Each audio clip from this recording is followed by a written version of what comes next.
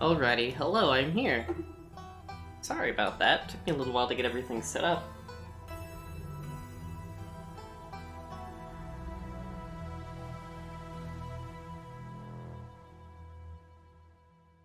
Okay, I think everything is set up correctly now.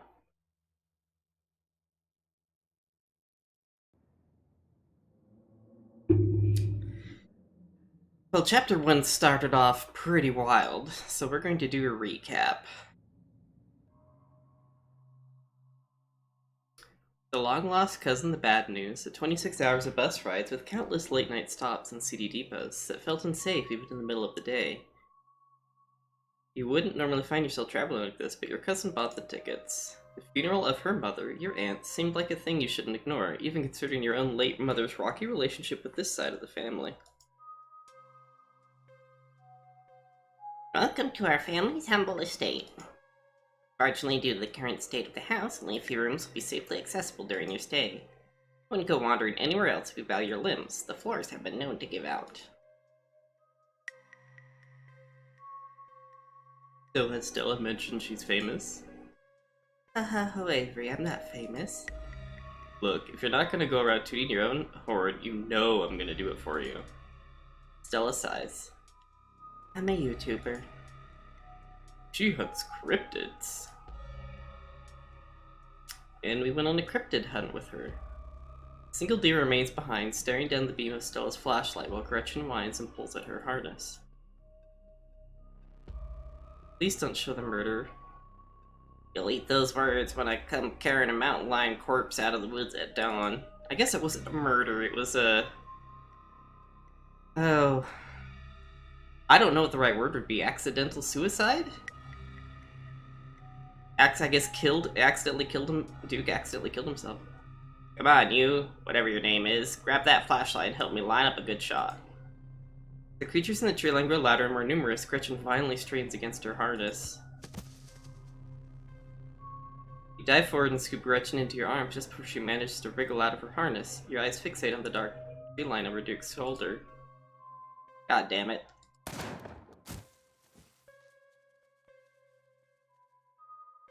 Ella, keep an eye on him for us. Make sure he doesn't get into any more trouble. Come home.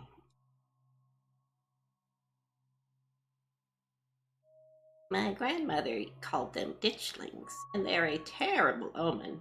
A sign of great suffering and destruction to come. From the relative safety of your cousin's uncomfortable guest bed, the events of the past evening seem like something that happened to someone else. Though you can still clearly picture the terror you felt in those moments. For now, you're safe and you're warm. Tuesday morning awaits. Wake up. You open your eyes. The sun has risen, the birds are singing, you are still alive, and for now, you are safe. Gaze wanders across the room to the window and the woods beyond. You wonder if the monsters are lurking there, right now, just beyond the trees, ready to pounce as soon as you leave the crumbling estate. Familiar unease settles into your gut, tingling into a knot of anxiety wriggling as the events of last night play out in your head. You can't help but remember Duke, slumped against a tree, pieces of him scattered across the clearing. Not sure if you'll ever feel okay again after what you've seen, but you can't stay in bed forever. Tiger pulls you from the clammy depths of the mattress.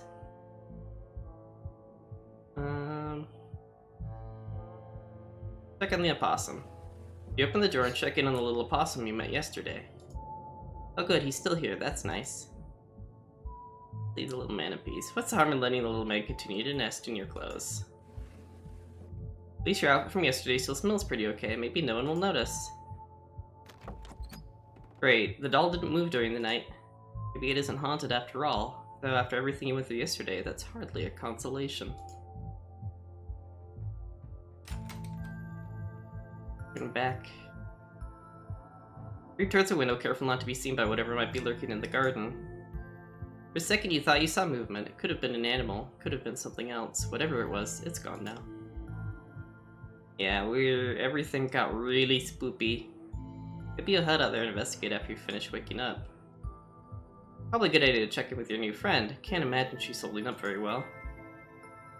Hey, how you holding up? Might take a minute to get back to you. In the meantime, time to start your day. Back in the kitchen, Frou eyes you from her favorite spot on the counter. You're back in the kitchen. The cat eyes you from...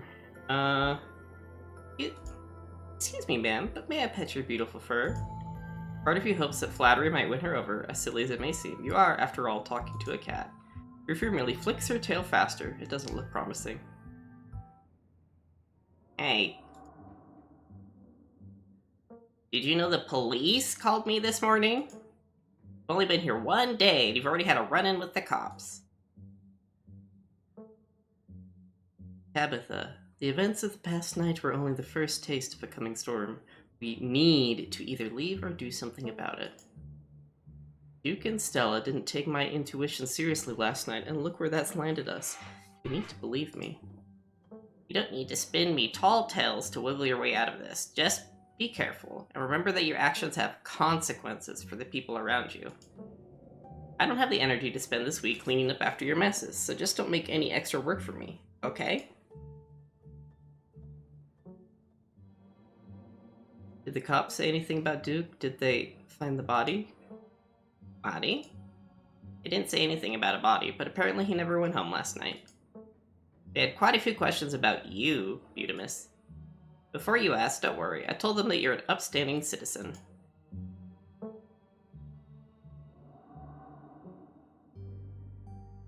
You seem unfazed by this. A man's dead, Tabitha. The old farmer disappeared after going hunting in the middle of the woods at night. So what? Something like that was bound to happen eventually, and frankly, you're lucky it didn't happen to you. Do I seem unfazed? Maybe I am. I'm just sick of dealing with other people's problems. Just make sure that nothing like this happens again for the rest of the week, alright? What is up with you and Stella? We just have a history, that's all. I don't need to explain myself to you.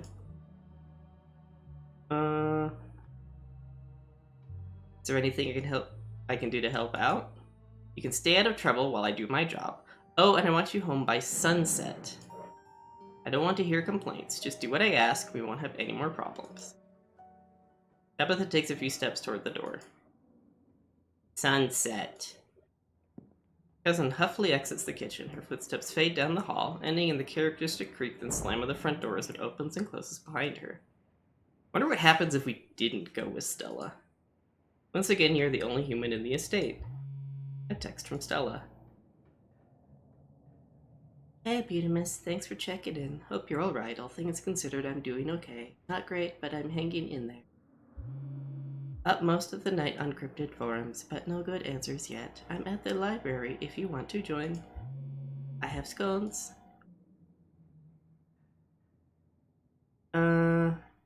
Let's say this. I'll be there in a bit, waking up. And that's it. Time to start your day. Investigate the garden. As your eyes wander to the garden door, you shudder, remembering the brief glimpse of something you saw from the upstairs window. Probably just a raccoon, but the uncertainty of what you saw gnaws at you and compels you to investigate, if only to prove that it was nothing. At the very least, you don't see anything now. We're gonna get ourselves killed. You wander further into the garden, trying to pinpoint the spot where that thing had been lurking, if indeed there had been a thing to begin with. The garden is peaceful but undeniably eerie. Here, more than anywhere else, you're surrounded by the ghost of what this place should be. Greenhouse sits in the midst of the overwhelming greenery, unreachable from years of neglect, less clouded and cracked. Statues reach out from within seas of weeds as if begging to be rescued. And most strikingly, behind a pair of rusted metal gates at the very peak of the mountain sits a graveyard. You can just make out a few of the headstones, the scarlet name carved deep and proud into their faces. You notice what a good view someone would have of your window if they stood where you're standing right now. Crouch down, pushing the greenery, and examine the soft earth. A bootprint. A big boot print. And what looks like some kind of viscera. Thoughts turn to the specter from the night before. Snap a quick photo just in case it comes in handy later. Yeah, let's text it to Stella. You send the photo to Stella. Look what I found in the garden across from my window. No way that's Tabitha-sized. Interesting. Get back inside. Time to figure out what to do with the rest of your day. Let's not have the PB&J. Let's go get the scones with Stella. The walk back to town is much less pleasant today than it was yesterday, when you didn't yet know the woods were full of monsters and strange men who know your name. You stare anxiously into the darkness between the trees, searching for any signs of movement, but the woods are still, at least for now. The autumn-tinged mountains, sprawling for miles in every direction, now feels less like beautiful scenery and more like the walls of a cage. Phone buzzes in your pocket. Geez, that's creepy. All the more reason to come to the library. Look who I found at the library. She said she was up all night thinking about the video, adding you to a group text. I'm only here because it's quieter than the store, or was, lol. I'm trying to figure out what animal that could be. I don't buy into this harbinger of doom stuff. We know what animals they are. They're ditchlings, and they are harbingers of doom. Sounds like they're having fun.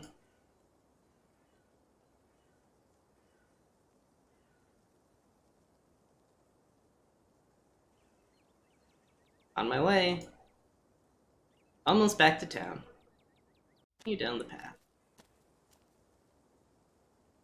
You make it to town in one piece. No creatures jumped out at you, no scary men blocked your path. That of other people is comforting, helping you forget the things you witness as if they happened to someone else. Oh, hey, Butamus. We were just talking about you. Stopped by Sybil's to pick up her new tea blend, and, well... You're the biggest thing to come into town since the coal mine. Folks have been absolutely buzzing about you. You went out with Stella last night, right? Did something happen out there? She barely even waved when she walked by. I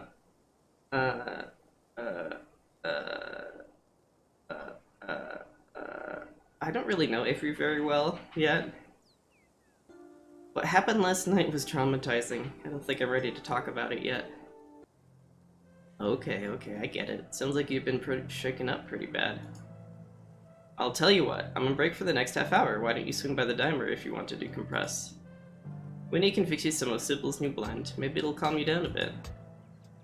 I think you'll like today's mix. It's chaga and lemon balm. Should help ease your stress and tension. What is chaga? I've never heard of chaga before? I have to look that up now. What is this? It's a mushroom. No, not a mushroom? Some kind of parasitic fungus. Interesting. Never heard of it before. And if you feel like talking, I'll be all ears. But no pressure.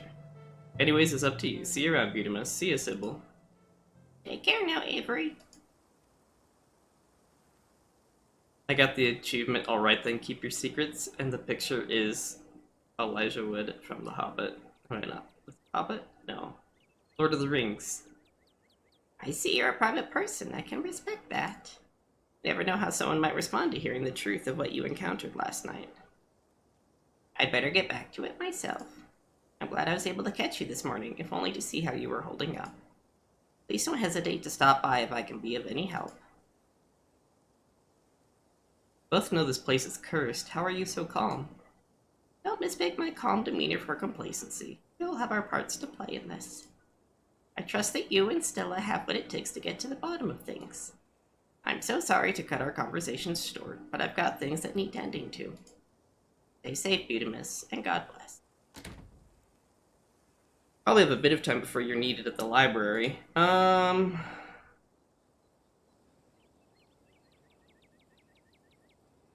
Let's just go to the library.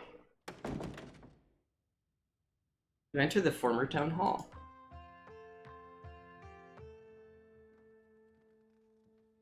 What once must have been a stately foyer has since been converted into rows of shelves. Meeting rooms and offices long ago gave way to assorted reference collections and reading areas. Booksmart, this is a good place. Oh hey, you made? Oh hey, you made it.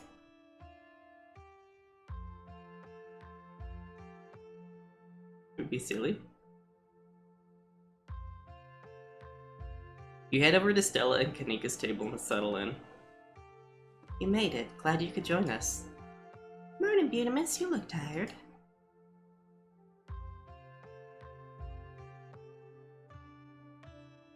Yeah, it was pretty hard to fall asleep last night, all things considered. Oh, even Gretchen looks sad. I can't say I got a wink myself. Yeah, same.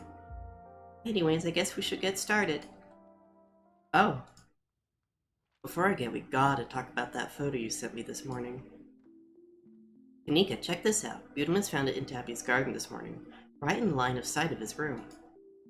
What in the world is that liquid around it? It looks like pus.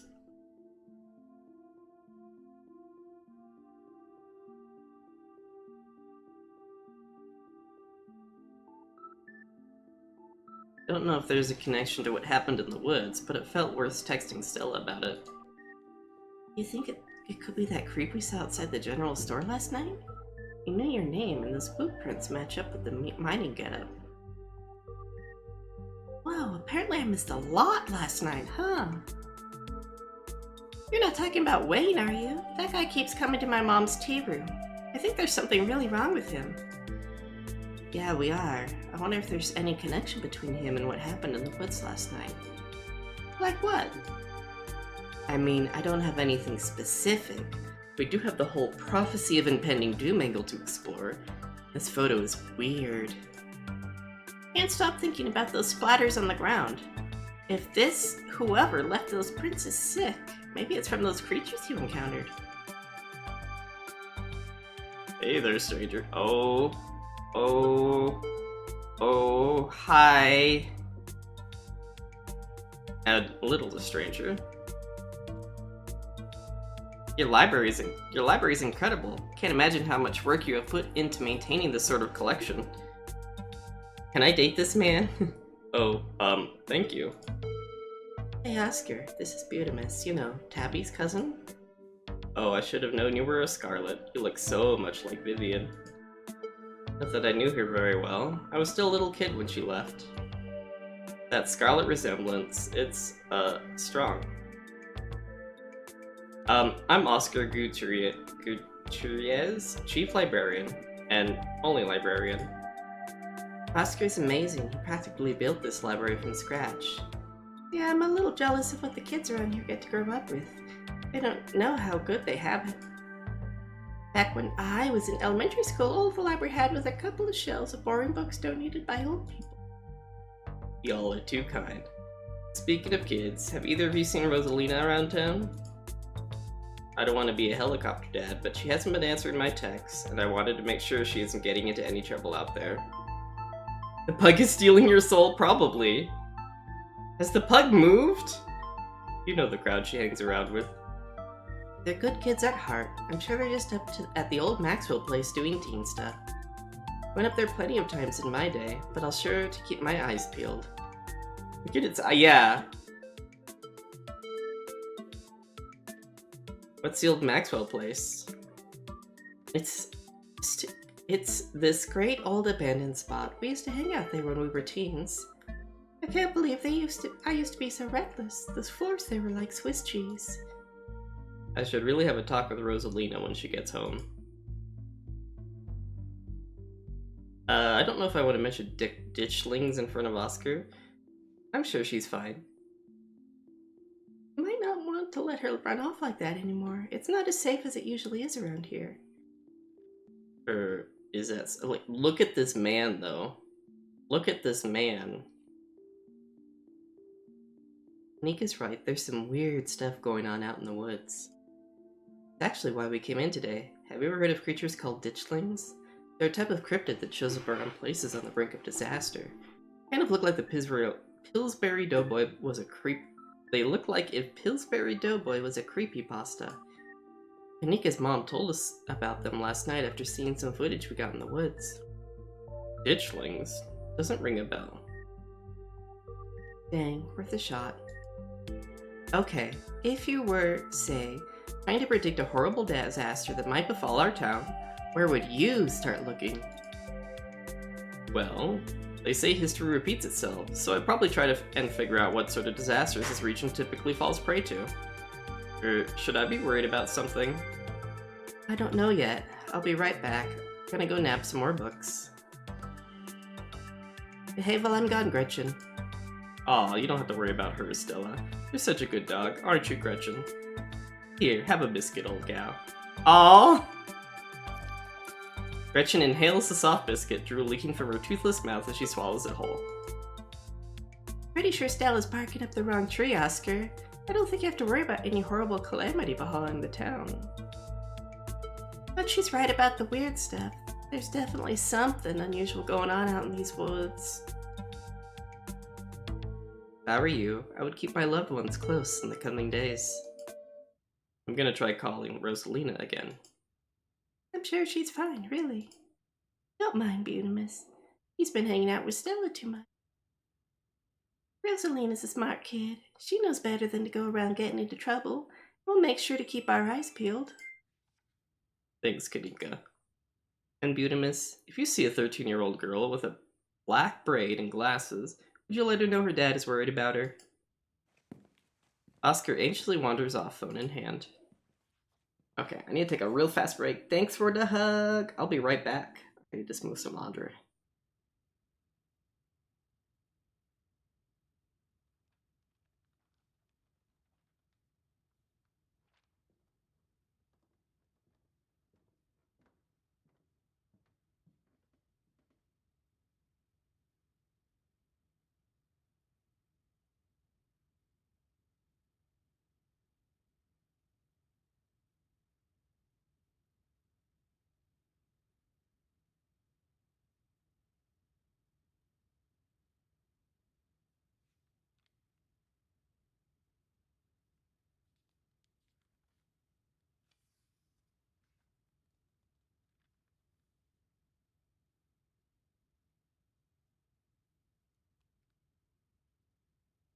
All of these voices I'm doing are really... Oh, wrong scene. There we go.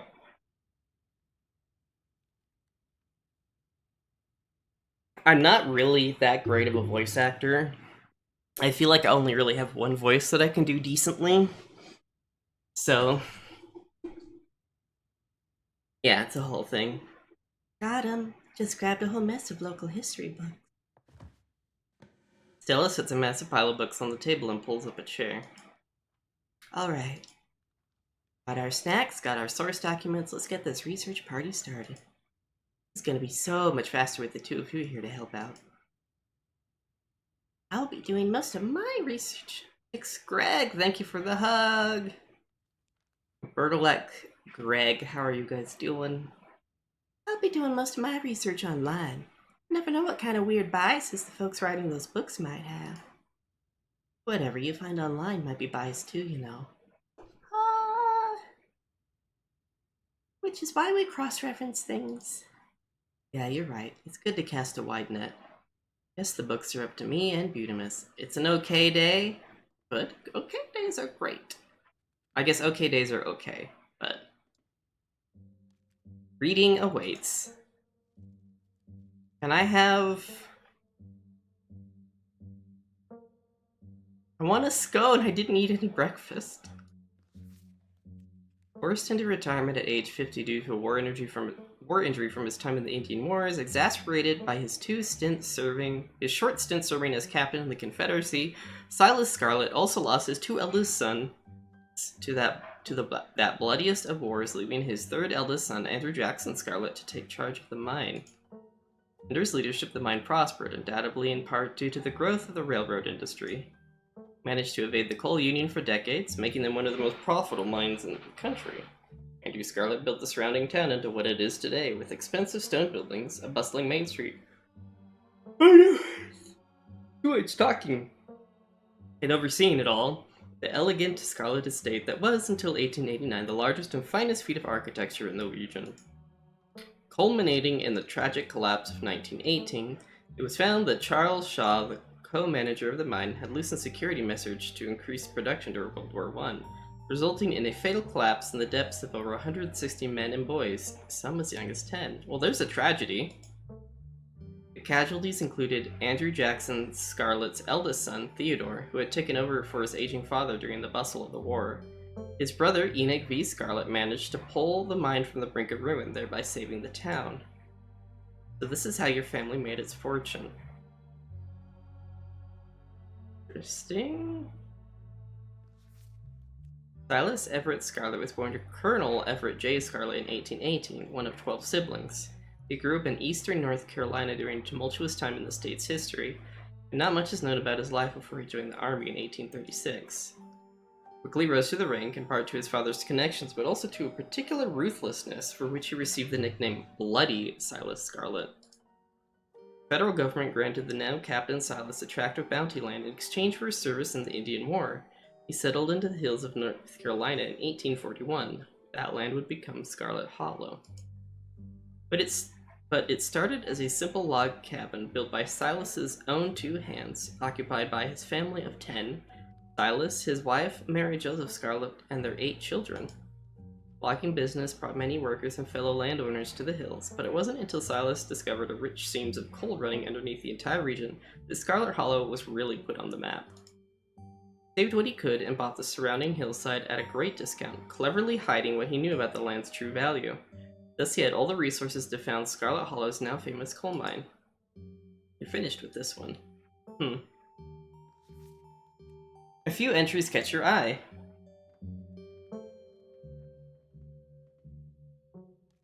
Tommyknockers?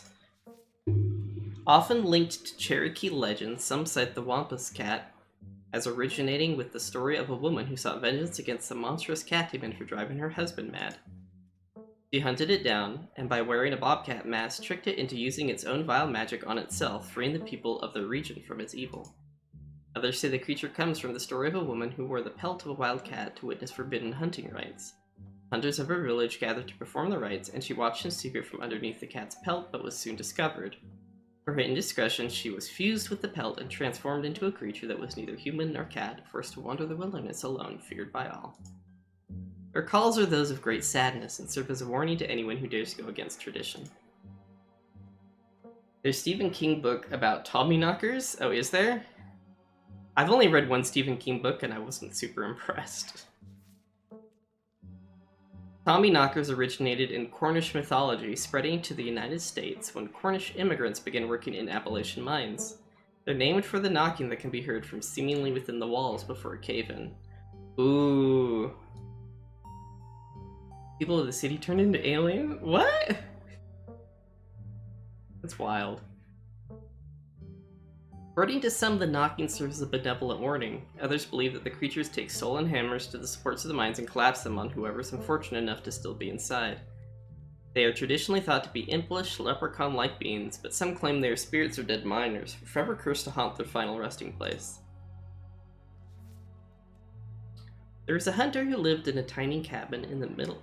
The tiny cabin, I think that's supposed to be in the middle of the woods. I'd recommend 11-2363. Story of a guy travels back in time to prevent the assassination of JFK. All alone with his hunting dog, one night after a particularly bad week of hunting, both their stomachs empty, the hunter spied something out of the corner of his eye. Some small creature had got into the cabin through a hole. Before he could even figure out what it was, he'd drawn his gun and fired at the thing, his hunger guiding his actions. But it was quick. It ran back through its hidey hole and out of sight, leaving only its long black tail, shot off by the hunter's rifle. Guess this'll have to do, he said to his dog, and threw the tail in a pot to cook a soup. He and his dog ate well that night, the tail filling them both up. The hunter crawled into bed satisfied, and his dog curled up at his feet. He woke up to the sound of long nails scrabbling across wood. His dog was nowhere in sight, only a rumpled spot on the covers where he'd been. And in the gloom, he saw 2 big yellow eyes staring right at him. I want my taily po. A high hoarse voice croaked from the darkness. Go away, he screamed at the thing. It stepped closer to him. Still shrouded in darkness, the sound of long claws dragging across hardwood accompanying its movements. I want my Telepo! The creature growled again. I'll get my dog after you, the hunter squeaked, his voice catching in his throat with fear. But there was no dog to be seen. I want my Telepo! Before the hunter could so much as scream, the creature leapt from the darkness, long claws stretched out toward the hunter. No one is sure what the creature did to him that night, but the next morning all that remained of the hunter, his dog, and his cabin was a chimney, standing alone in the woods. I'm done here. Close the book, put it back. I think I'm all done. Let's check in. That's a lot of reading.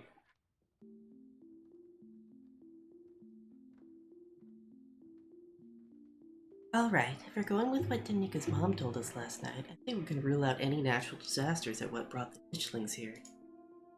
But not nuclear incidents. Looks like our state has a history with those. What about y'all? Find anything? Before he can respond, a handsome black cat leaps onto the table. Stella quickly slams her book shut. Hi, Kitty. Aw, hey, Pixel. You might want to close your book. He loves to rub up any paper he can find. Ha ha ha, don't worry, little guy. I didn't forget your treats. Pixel immediately goes to town on Stella's treats. Sorry if Pixel's bothering y'all. Hopefully he hasn't gobbled up any of our books. He can't stand the thought of people might pay attention to anything that isn't him.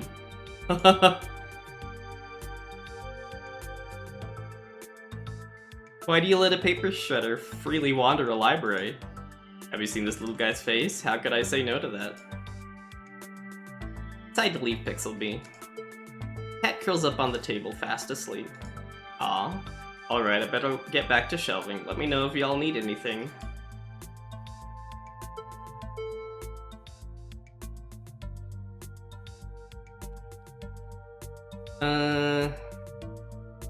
Have you had any luck with Rosalina? Not yet. I knew a teen would be a handful, but I didn't think it'd happen overnight. I'll probably head out once you're— Whoa, his eyes just got— I'll probably head out once you're all done and check in on her usual haunts. Stella, what was that you were saying about nuclear incidents? You were talking about that Goldsboro thing, right? Yeah. Apparently in the 60s, a B-52 carrying a live warhead broke up midair and dropped a couple of bombs. Fascinating bit of history there. The first of the two bombs landed upright after its parachute got caught in a tree. Thankfully, it didn't go off. At the time, the government claimed that the bomb was unarmed, but it later came out that the only thing preventing a detonation was a single electrical switch which failed to trigger on the descent. And 60 years later, the second bomb still hasn't been recovered. Right. Its conventional explosive disintegrated in midair, and most of the nuclear material was made unrecoverable by flooding. If I remember correctly, they just buried it and sealed it up. Interesting.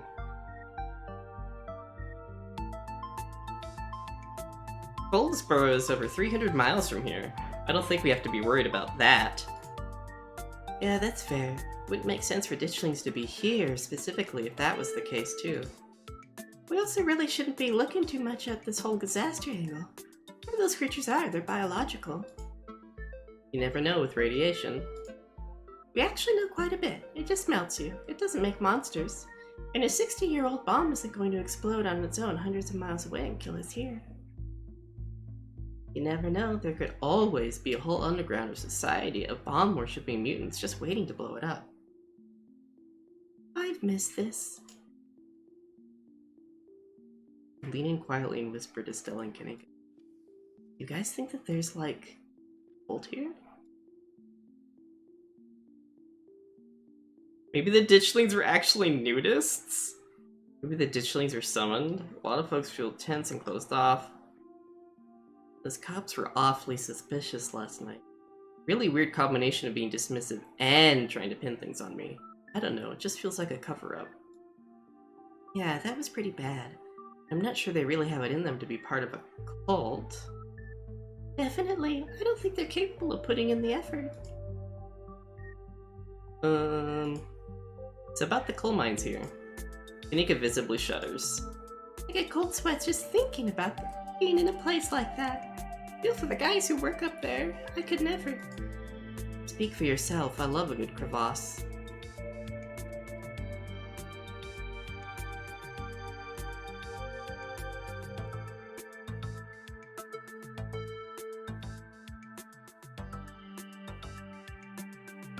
A union-busting mine collapsed from poor working conditions. Color me shocked.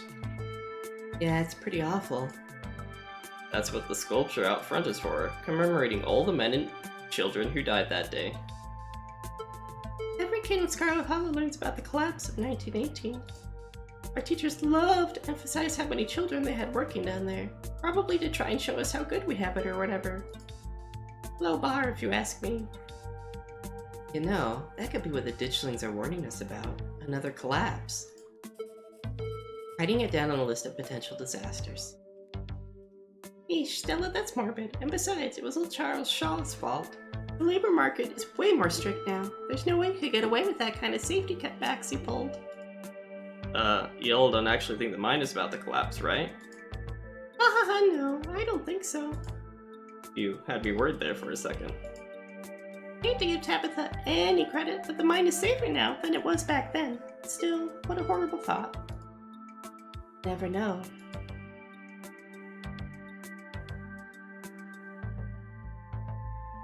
History tends to be written by winners. Maybe there's more to Charles Shaw's story than these dusty old books are letting on. Normally I'd be inclined to agree with you there, but we're talking about an old-timey coal boss. I'd be shocked if he isn't cutting corners. Eudemus does make a fair point. That was certainly a problematic figure, and there might be other details that were lost to time. Sure, but a guy was run out of town on rail. That guy was run out of town on a rail. And that's not a figure of speech. Back then they actually tied you to a rail and ran you out of town. There's a big mural of it over on a far wall.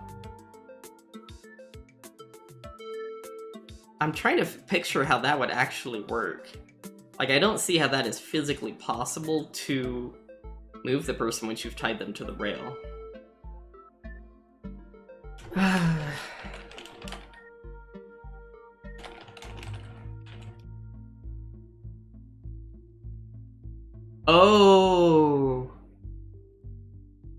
Oh, it's like they had a rail and they'd strap you to it and carry the rail out with you on it.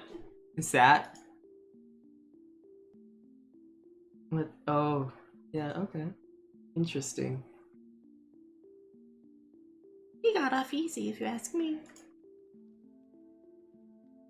What happened after the mine collapse? The book just kind of glosses over that. There was a union for a little bit, but it didn't last. There's not a whole lot written about the past century here. Yeah, the Scarlet Hollow mine isn't exactly the most ethically run business. No offense or anything. I'm sure Tabby runs the mines better than Charles Shaw did. Still hasn't let the union in, though. There's a reason she and I don't talk.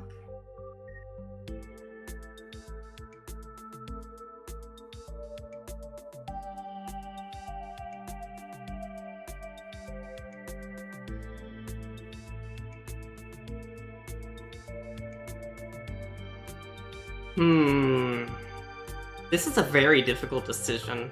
I don't know if they're warning about a collapse. I don't think they're coming from the mines. Because if they're coming from the miners must have noticed something. Are the mines toxic? Is coal generally toxic? I guess it could be? I don't know.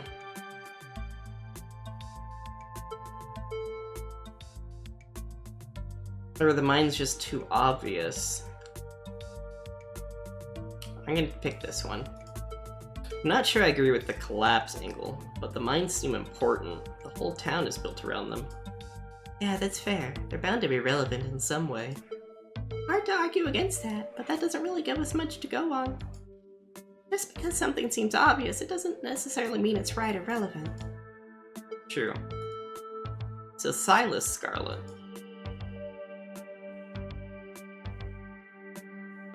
What a revisionist biography really glosses over all the war crimes to paint a picture of a self-made man.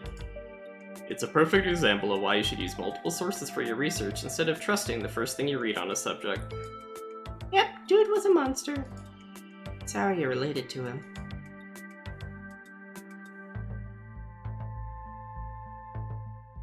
Oh, there's a lot of things going on. You think the ditchlings are here for retribution? Is it a burial ground situation like in Poltergeist? Town stuck in the past and built on atrocities, already practical like that's so no sense. Seems like a terrible person, but I don't see what it has to do with bad omens or creatures. I don't think he's relevant. I'll say this. Might not be the right thing to say, but this town is stuck in the past and built on atrocities. It's already practically collapsing onto itself. No offense. Maybe that's why the ditchlings are here. None taken. Why would the ditchlings be here now, though? Scarlet Hollow has been like this for as long as I can remember. So Appalachian folk monsters. Thematically, all of the stories were about revenge. Maybe that's why the ditchlings are here. Good point, but revenge for what?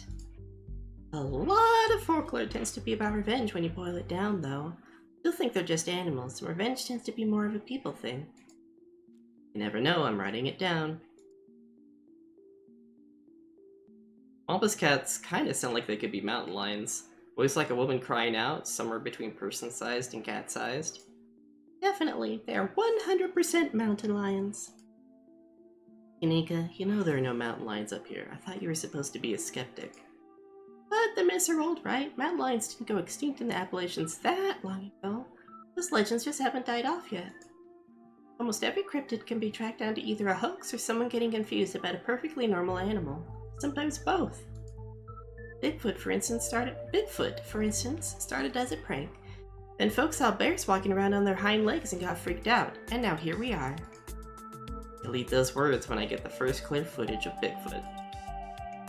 To manage that, I will print out a piece of paper that says Bigfoot isn't real and literally eat it. I promise. I'm holding you to it. These guys have a really good relationship for, like, not really agreeing on things.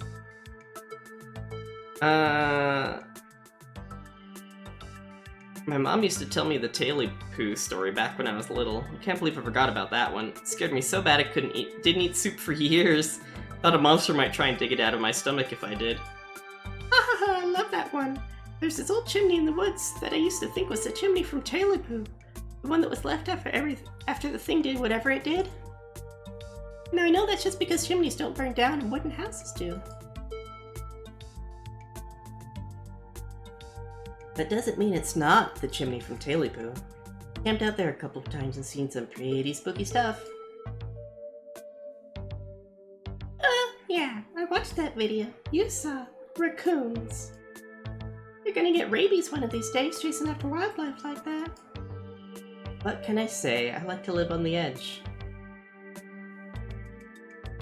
You think Wayne is a Tommyknocker? Maybe he's the ghost of a dead miner. There's something seriously wrong with that guy. We should definitely look into it, but I don't think he's a ghost. Yeah, ghosts tend to be tied to a specific place, though maybe he's haunting the whole town.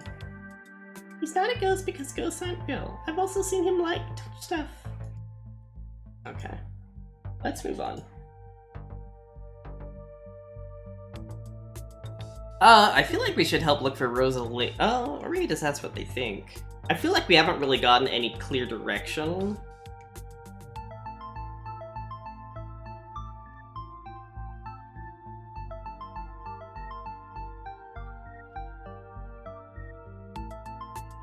Why don't we just help look for Rosalina? There's a missing kid in town that's probably way more important than whatever else we'd be doing. Just to clarify, I don't think she's missing. She's just out with her friends and ignoring her poor old man. Not that I don't appreciate your concern. I doubt we know where to look aside from the old Maxwell place. What do teens even like to do these days? You don't have to worry about checking up on her there. I'm going there myself once I finish shelving. Just let me know if you run into her while you're out. There's an awful lot of mine-related stuff in my notes. Maybe that should be our next stop. You can poke around, find out if anyone's seeing anything weird. Just to clarify, you're suggesting we go to question some of the miners, right? We are not poking around unprepared in the actual mines, right? Right? Yeah, totally, 100%. I would never. We don't even have a good reason to go down there. Good, let's keep it that way. You know how I feel about mines. I promise, Neeks. We're just going to question some of the miners. And if that question gives us a good reason to poke around, say a cool abandoned coal mine, then we'll cross that bridge when we come to it. You can cross that bridge when we come to it. I'm not going underground. I'm just messing with you. We'll stick to the surface. And hey, maybe we'll look out and run into Rosalina while we're looking around. Okay, good. And hopefully we can find out what happened to Wayne while we're at it. I used to have a DM who'd railroad me like this all the time! Or I suppose there's no use resisting the threads of fate. We were always going to wind up in the mine. Oh no.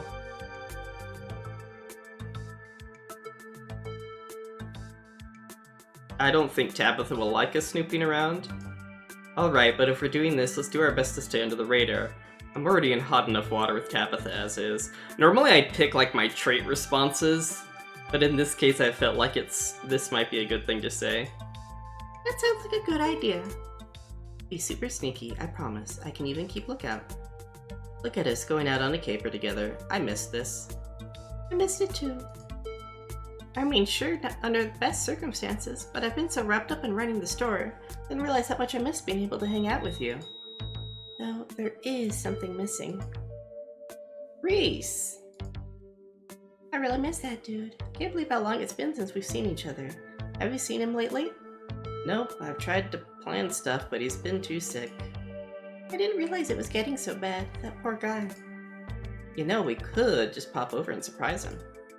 He seemed excited to meet Butimus. Maybe he'll finally get him to leave his little cave. Hell yeah, let's do it. Alright, let's roll out. See ya, Oscar. We'll let you know if we run into Rosalina. Thanks, guys. I'll keep you all posted. Reese's home stands at the edge of the forest wall, an isolated buffer cushioning the rest of the town from an unending wilderness. Oh, I like her hat. Reese, it's Stella. I brought some buddies, too. Oh. Shh, not so loud. He's still sleeping. Can I help you with something?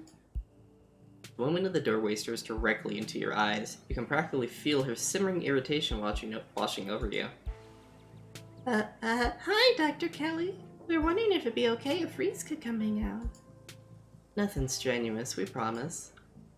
I'm not gonna wake him up. If he's sleeping, he probably needs it. Whatever you two have plans is probably beyond what he can manage right now anyways. Oh no, poor Reese. It's been so long since either of us have gotten a chance to hang out with him. Sure, he and Butimus would get along super well too.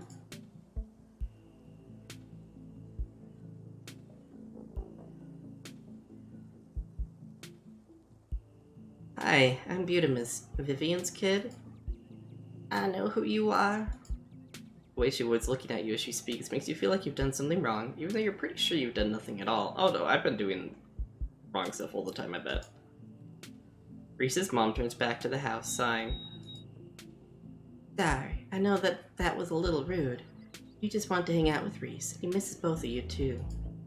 She sighs again as if deciding whether to finish her thought. He's usually feeling his best around mid-afternoon. Why don't you come over tomorrow? We can have some supper. Y'all can hang out for a bit. I don't promise he'll be perky, but it'll brighten his spirits to see you two again.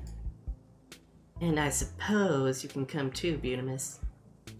That would be great. I can bring a side dish, maybe deviled eggs. Does he still eat those? No, eggs are a little too much for him. They don't settle well. You leave the cooking to me. I know what he can handle. Okay, I'll bring soda then. That's not... Okay, fine. You can bring soda. Nothing with caffeine. Ginger ale preferably. Oh, and leave the dog at home. Might cheer him up, you know. You know they have those therapy dogs in hospital. No, dogs. Thanks so much, Dr. Kelly. We'll stop bothering you now. See you later.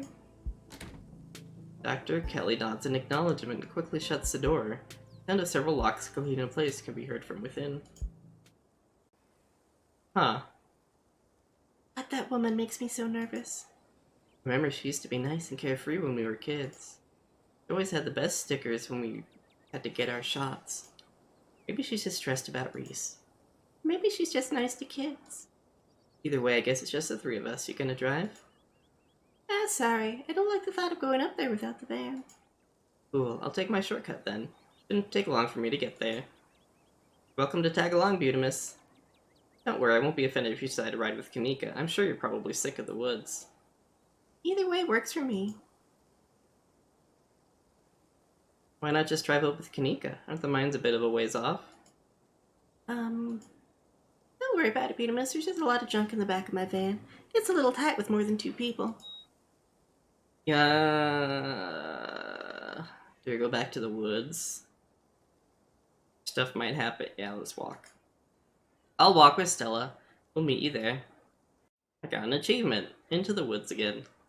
Woods are calm and serene compared to last night, though you can't help but get the feeling that danger lurks just beyond the trees. Hey, thanks for coming along with us. With Gretchen and me, I mean. Hope I haven't seemed too cold about everything that happened last night. Truth is that I'm barely keeping myself together. I just don't know how to let it out. Duke died out there last night. I can't stop thinking that it might have been my fault. If only I'd died for that flashlight. If only I didn't drag you along into the woods. If only I'd listened to you when you wanted to leave. I'm sorry. Stella pauses, searching for what to say. Seems like there's this guilt boiling under my skin, but the only way I can process what happened is by turning off the part of me that feels things. When we're around other people, it's like I think of Duke dying as just a thing that happened, like it's just part of another video. But if I actually admit to other people that I feel something, then I'd have to admit to myself that what happened is my fault.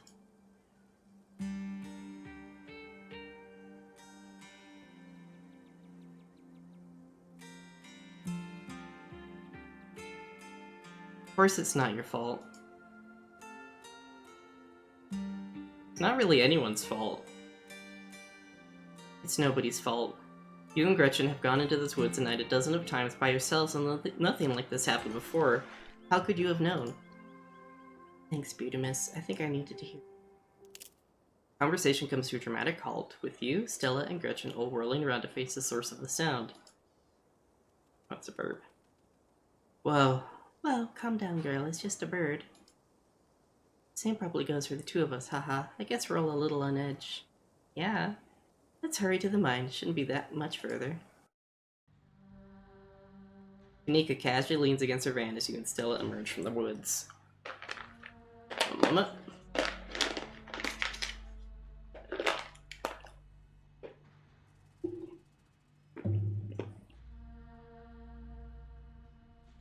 Hey!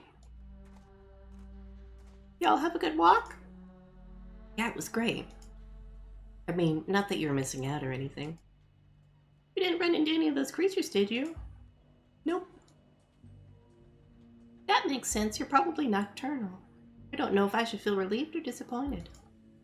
But we're all here. What's the plan? Guess we just go talk to people. Guess so. Probably be on lookout duty. I'm a bit of a persona non grata in the mines. Tabitha? Yeah, I might have tried sneaking in to talk to her a time or two. Time or two too many. And Gretchen makes it extra hard to be sneaky. We're probably less likely to get caught if only one of us is snooping around down there.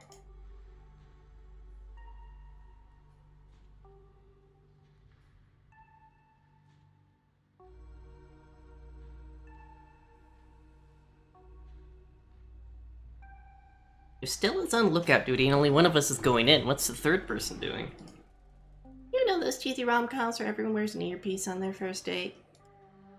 Oh, do you have some kind of surveillance rig in the back of your van that I didn't know about? What? No. I have a pair of earbuds with a really good mic. We can just do a group call. I take it I'm the one of us you're talking about? Tabitha and I aren't exactly friends. Pretty much all of the miners shop at the general store. Don't want to make folks uncomfortable, you know? Great. Probably for the best, Butimus. You're good, Kanika. I've got this. You'll do great. Here's those earbuds I mentioned earlier. Kanika hands you a pair of earbuds. You can feed your questions if you get stuck, and Stella can give you a heads up if Tabitha is heading your way. Dang, I've missed this sort of thing with you. You're so thorough. Aw, thanks. I do my best. Guess we should part ways and start the call, yeah? Dell and Kanika break off, leaving you alone at the entrance to the mines. Your phone buzzes.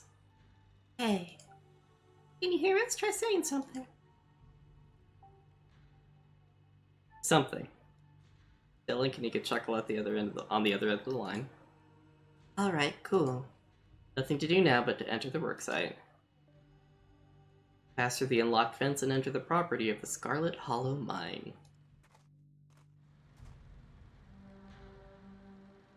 Pass through the unlocked fence and enter the property of Scarlet Hollow mine. Go to the nearest group of miners. Approach the nearest group of miners, a blonde woman, a broad-shouldered man, and an old-timer. Their uniforms identify them as Harrison, Davis, and Sachs.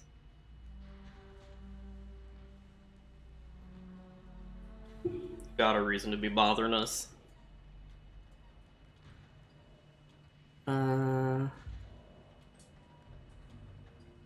You know anything about a guy named Dwayne? Yeah, we know him.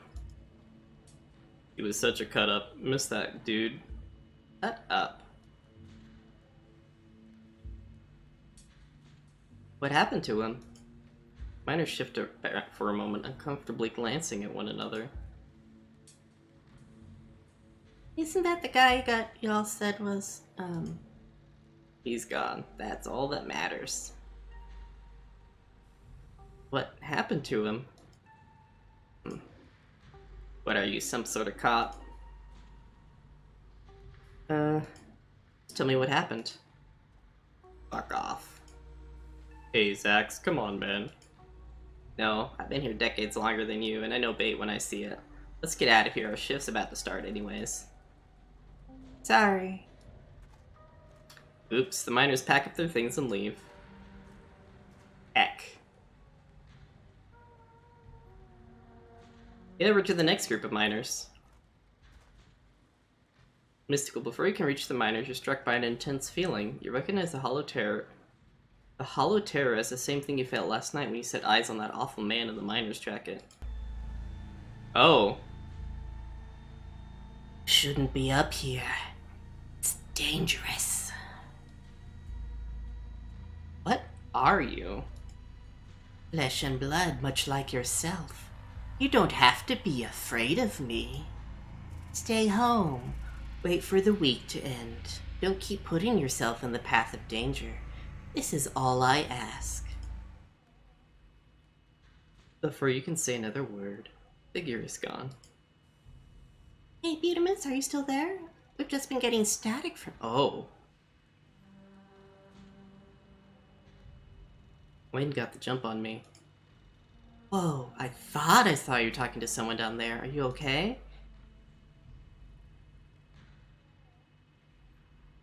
Whatever he is, I don't think he's human. I hate to say it, but with how the call went to static, what if he's a ghost? Like, actually a ghost? You hate to say it? Stella, I don't think anything would make you happier than Wayne being a ghost. Also, ghosts aren't real. Hey now, just because I want ghosts to be real doesn't mean I want this ghost harassing Butamus. He told me to stay at the estate for the rest of the week, that I'd be safe there. Why would he tell me that? What the hell is that supposed to mean? He must have been threatening you, right? Plot thickens. Wayne trying to make me leave just means we're on the right track. I'm not about to back down. Whoa, so brave. Heck yeah, Butamus, we've got your back.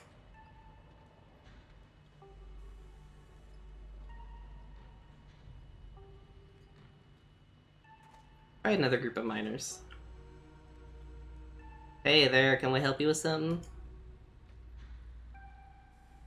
Have you fellas seen anything out of the ordinary lately? Like what? Have you heard any knocking in the mines? Knocking? Not that I've heard. Can't hear shit down there with all the machines and men working. My dad used to work these mines before they brought in the continuous miner. Big machine, that is. He wrote me stories about something that sounded like someone was pounding on the walls. No offense, Isaacs, but your daddy has a few screws loose. Rodriguez, he was a fine man. Any odd noises in the woods? Heard something a few nights ago, like nothing I've ever heard, some unearthly beast. Telling you, Isaacs, you need to take a sick day. You need rest, man. I've already taken a sick day this year. Can't afford to take any more if I want to have Christmas off. Oof. Tabitha! Can't be that bad here, right? Have people been getting sick? You a health inspector or something? Boss looks out for our health. That's all on that front, thanks. Anything else?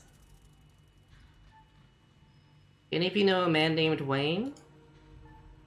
Wayne? You mean Sam Wayne? What are you asking about him for? Wait, have you seen him? He's been following me. Oh, thank God. Everyone thought he was dead. Now, hold on. Creepy doesn't sound like Wayne, does it? How do you know it was him?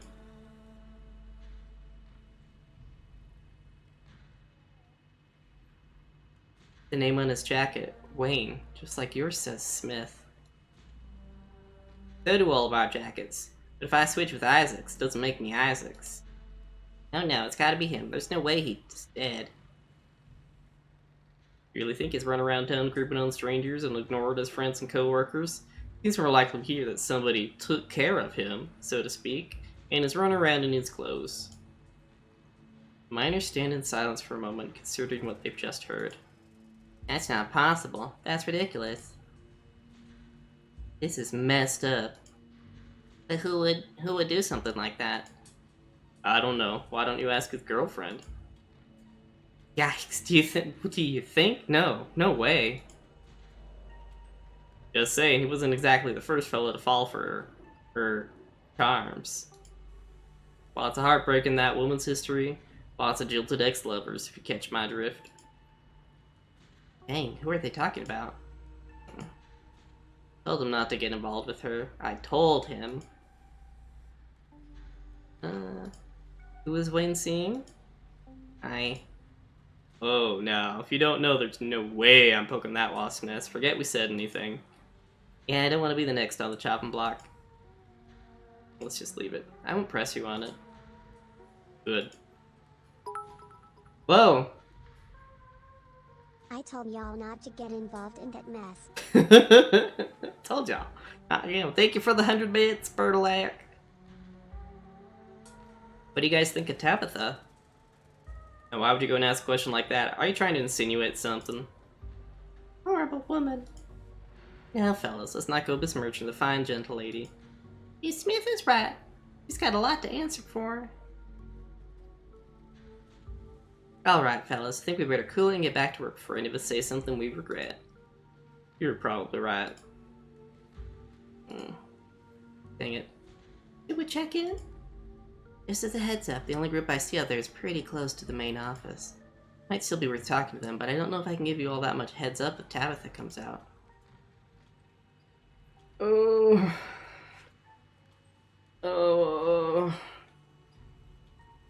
We go for more information and risk Tabitha catching us? She'll be really mad, and we've already done quite a bit to make her upset so far. I want to try to talk to one last group of miners. Good luck. Nosy Nancy. Going around asking questions, huh? You don't look like you're from the inspector's office. What can you tell me about Sam Wayne? Oh, we got him into trouble, didn't he? Why, you seen him around? What's that young buck up to?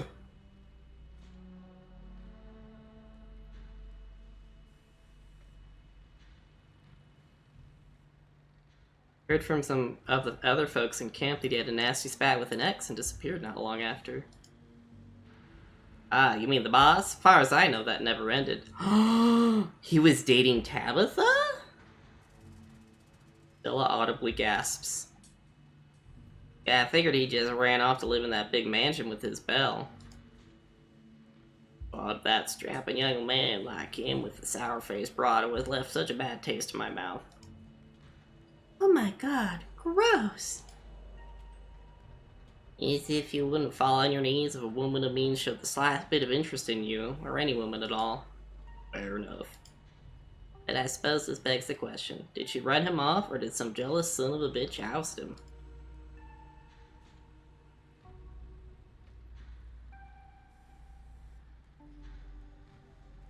Wait, are you talking about Perlane? Lord, no. Even Wayne had some standards. No, I'm talking about Little Miss Tabitha. Not that old lady Perlane didn't have her day. Okay. Interesting. You noticed anything strange around here lately? All kinds of weird stuff happens in these hills. What sort of weird do you mean? People getting sick? I mean, some of the older miners, sure, but we wouldn't call that unusual. Have you heard any knocking in the mines? Well, asking if we heard the Tommy knockers? Of course we have. We're old timers. All us who was here before the machine got brought in know the Tommy knockers. What a nuisance, always stealing my hammers. It's true, I had a pickaxe stolen too. When you heard knocking coming from one of the old tunnels, it was enough to make a man pray. Looks like I figured out what to do for my next video.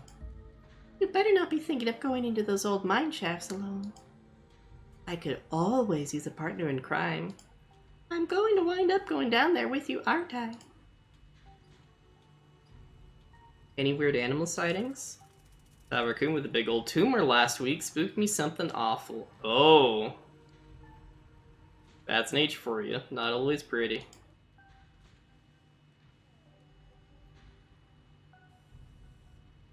Leave this place. The darkness looms heavy in the air. Can't you feel it? I'm too old to be going anywhere. Scarlet Hollow's where I live. It'll be where I die, whether that's sooner or later. You know, maybe I'll cash in a few sick days, head up to see my cousin in Asheville, just in case. Any noises from the woods? All the time, howling, screaming, all sorts of fiendish caterwauling. Probably just screech owls and bobcats, you old coot. Might be, might not be, but I heard something the other night that sent the fear of God shivering down my spine, I tell ya.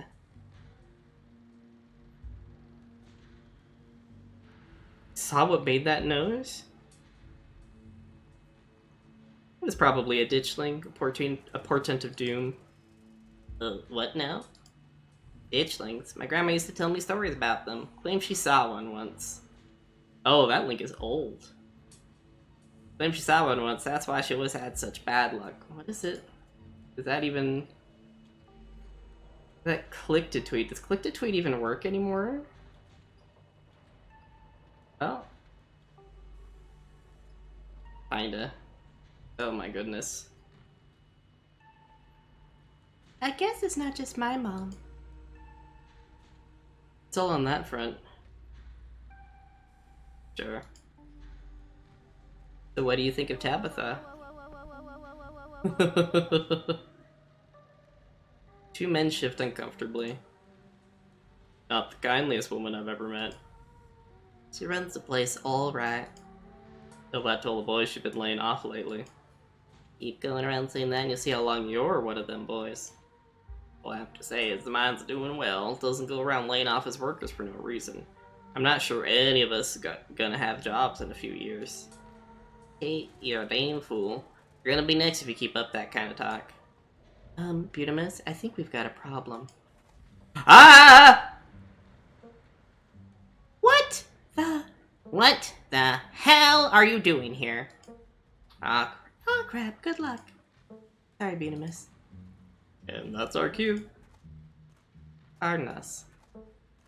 You shouldn't be here. This place is dangerous. Why can't you stay in the estate and stop sticking your nose where it doesn't belong? What is that ridiculous thing doing in your ears? Are you trying to record my employees? Trying to record me? Tabitha snatches the earbuds out of your ears and throws them on the ground. Typical phone-addicted city dweller. Ugh.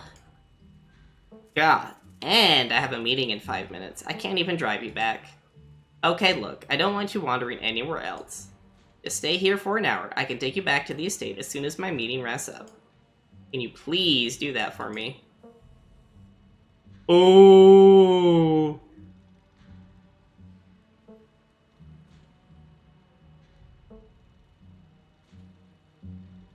Let's just apologize.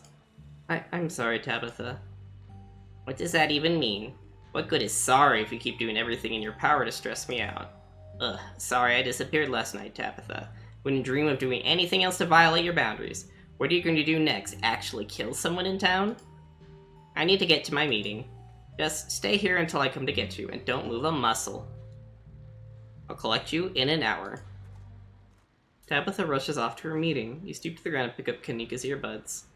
Sorry I wasn't able to give you a better warning, you good? Let's just meet at the van. You're interrupted by a sudden movement out of the corner of your eye. A girl carrying a bundle of snacks pops through a hole in the fence and disappears over the crest of a hill. Hey, I think I just saw Rosalina. Wait, really? What is she doing here?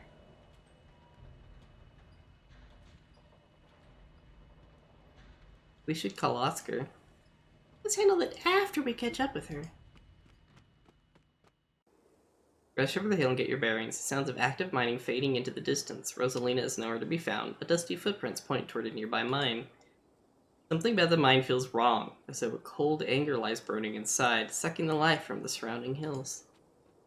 She didn't. I guess old Maxwell Place doesn't cut it as a secret hangout spot these days. What, the Shaw mine? That place was shut down like 100 years ago.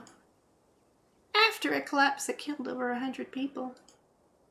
And here I thought Stella was going to be the one to drag me into an abandoned coal mine. Hey, remember all those bad feelings I got last night? This place feels straight up cursed. I mean, like Kanika said, a lot of people died down there. A lot of spooky history to this place. For all we know, maybe all that death left some kind of mark down there. Okay, just because a bunch of people died in there doesn't mean it's cursed. Come on, we're not about to let Rosalina get hurt in there. Even if it means I have to go underground. Well, you sure, Neeks? Butamus and I can handle this on our own. I'm sure. As much as I hate confined spaces, I hate the thought of other people getting trapped down there even more. I'm not gonna tell them that Tabitha is waiting for me. Still, and Kanika disappear into the mines. Before you follow, you briefly wonder if you should let Tabitha know about this.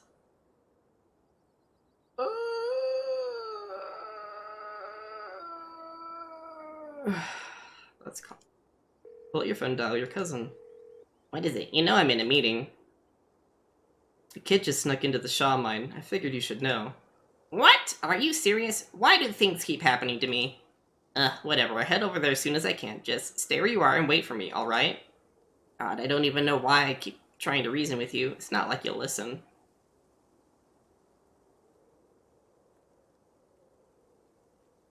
I called you as a courtesy, but I'm not going to wait around for you. Oh my gosh, wow.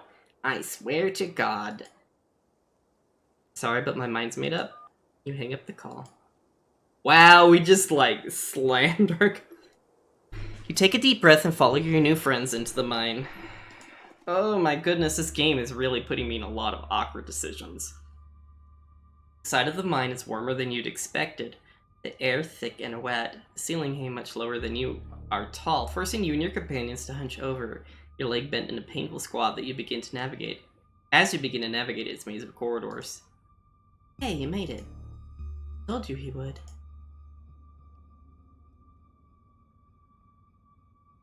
Just wanted to make a quick call to Tabitha, to give Tabitha the 411. Are you kidding me? I don't know how long it's going to take for this to get through to you, Butamus, but that woman is not to be trusted.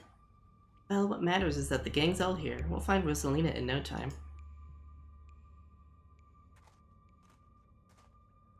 The deeper you progress into the mine, the heavier the air becomes. Coal dust hangs in thick clouds around you, even though this place was abandoned over a century ago. Jesus, it's crap down here. Anybody else's chest feel tight? Yeah, abandoned mines are way more claustrophobic than people expect them to be, and this one's real bad. You know, because of the child miners. Or should I say, the minor miners. Kanika visibly shudders. Okay, I'm not superstitious, but if there's one way to make sure you get haunted, it's cracking jokes about dead child laborers while you're walking on their graves. Good point.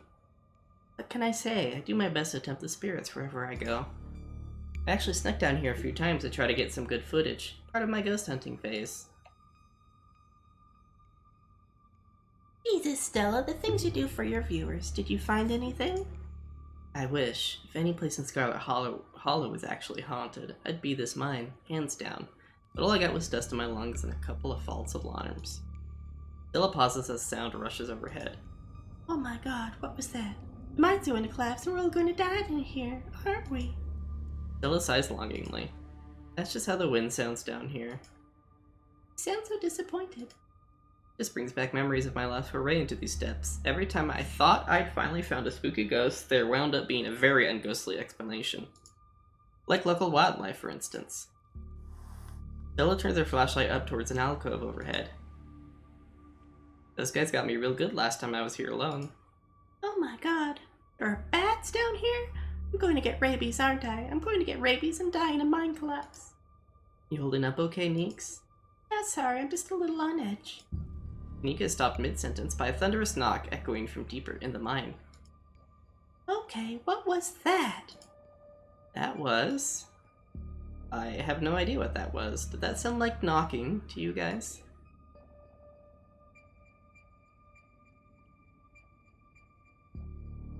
That was a warning. We'd best move swiftly before we anger the spirits in this place. Whoa, you don't think it's Tommyknockers, do you? Okay, no. Tommyknockers are not real. They're not allowed to be real. Are you trying to give me a panic attack? I'd love to spend some extra time poking around down here, but maybe it's got something to do with the mystery. Three of you are interrupted by a second, much less distant sound of a can being popped open. Okay, now that wasn't Tommyknockers. Came from this way. Follow me. You and Kanika follow Stella further into the mine. That was a bunch of kids. Breathe a sigh of relief as the tight passageways give way to a small cavern. A group of teens turns and stares at you with annoyance. What the hell are you doing in here? What the hell are you doing in here, you creeps? Are you stalking us? Yeah, creeps. You just said it, Alexis. If I wanted an echo, I'd yell into the grand cabin. This is a dark, cursed place. Get out of here before it leaves its mark on you. Tell your creepy friend to leave us alone, General Store Lady. Rosalina, your dad is worried sick about you. And if you ask me, he was right to worry. Why the hell do you think hanging out in an old mine would be a good idea? Is Maxwell not dangerous? The place not dangerous enough? Because no one actually comes in here, duh. Everyone knows we hang out at the Maxwell place now, so we had to find a new hideout. Which you instantly found, so I guess we have to find an even more secluded place where we can just be ourselves. Can't believe your dad sent people to follow you, Rosalina. That's messed up. I think that qualifies as harassment. You're right, Becca. It is messed up. I don't need him telling me where I can be. He'd at least check in so he knows you're not dead. He loves and worries about you. He's really not asking for much. Don't you kids have school tomorrow anyways?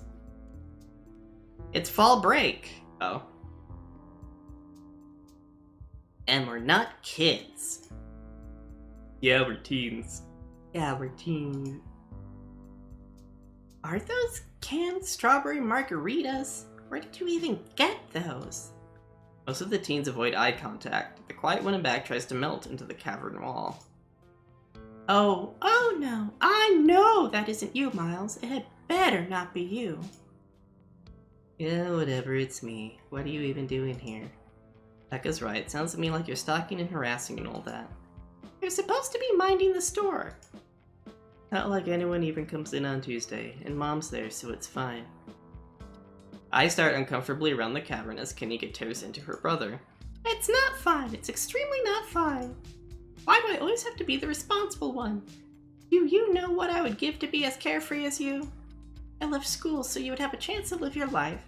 This is what you're doing with it. What would Dad think if he could see this, stealing booze from the family store to dick around in an abandoned mine? Dad's dead, Kanika. If he were here, he'd be disappointed you wound up being such a bossy jerk. Who cares if we're having canned margaritas somewhere nobody's supposed to bother us?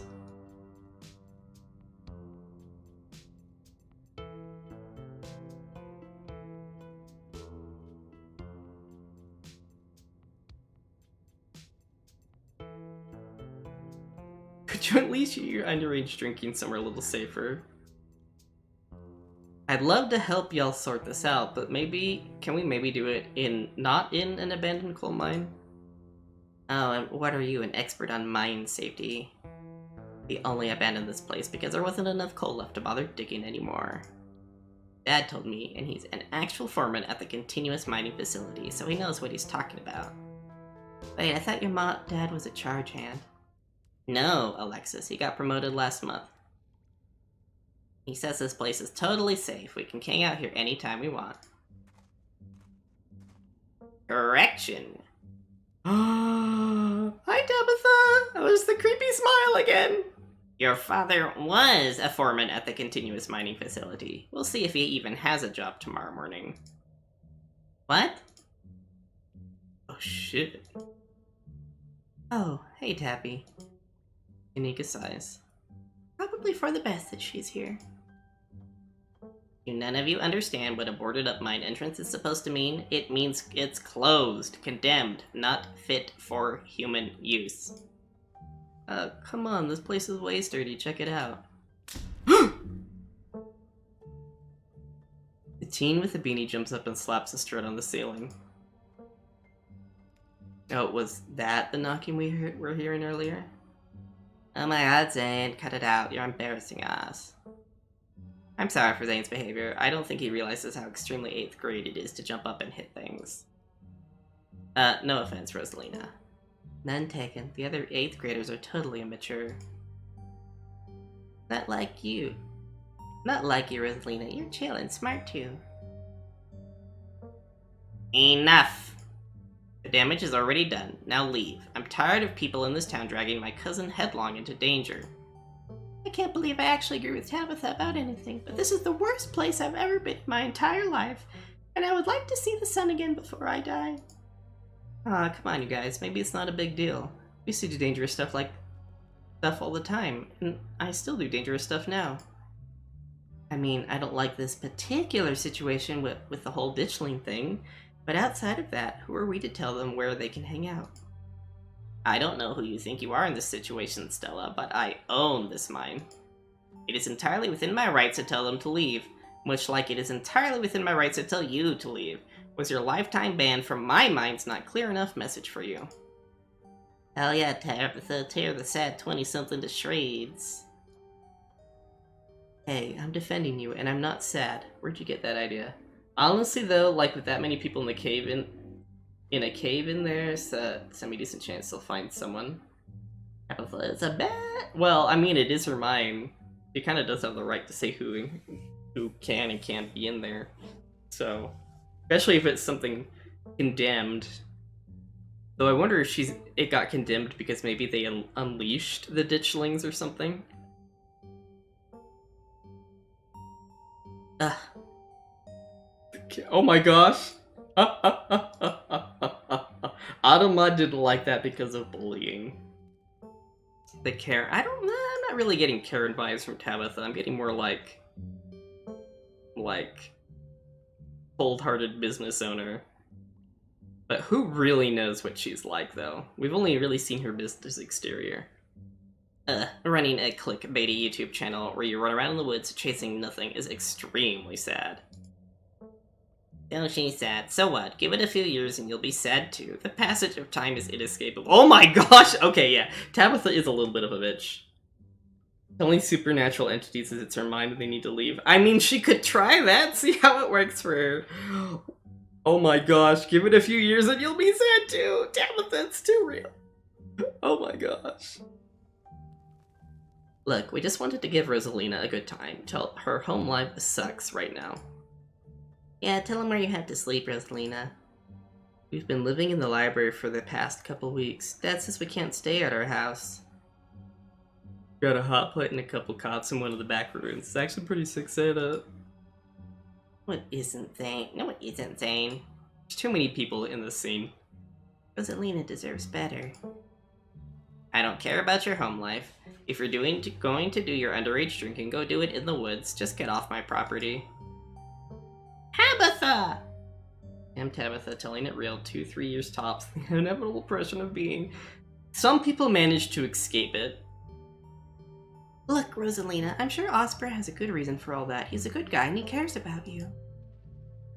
Thinks our house is haunted. What? Oh. Wait, what? And I should care because? Because it's such a bullshit excuse. Wait, seriously? I'm a homeless teen. I don't care. Oh wait, you were a homeless teen? I'm getting very lost with the context now. I bet he couldn't afford it anymore and is lying to you to save face. What a coward. Wow, Becky! Becca, I don't think you can, like, say that about other people's families. Isn't that, like, bullying or something? Shut up, Zane. I don't really like Becca. She's too edgy. Just to be edgy, I think. I mean, isn't that a teen thing? Granted, there's adults that do that too. Right? Back up. He says it's haunted? Can't believe he didn't mention it to me. I could investigate. There's no ghost, Stella. It would be cool if there was, but Becca's right. Just wish you would be honest with me and tell me what's really going on. Like he doesn't think I can handle it, like I'm still a little kid. There's nothing wrong with being a kid. Teens aren't kids. It's just like a fact, and she's really mature and smart for her age. She's practically an adult. You're all children, and none of you realize how good you have it. Back in the day, each and every one of you would be pulling 12-hour shifts in this exact mine. If it weren't for child labor laws, the 5 of you might have some actual character. Or they could be horribly damaged for life, because they're still growing, and heavy labor can really damage children. So, yeah, there's that. Exactly. Rosalina's not that mature anyway. She still sleeps with stuffed animals. What's wrong with sleeping with stuffed animals, Becca? Alright, okay. Who isn't terrible in this scene, honestly? I think even I've been pretty terrible. I mean, I was totally really bitchy to Tabitha earlier. What's wrong with sleeping with stuffed animals, Becca? That is such an archaic view of what is mature and what is not. That doesn't mean she's not mature. I still have pork chop, you know. I rest my case. Wait, what did you say about child labor?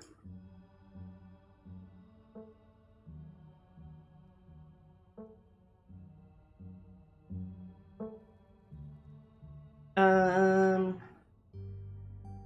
I say something like that, that's probably gonna upset Rosalina more.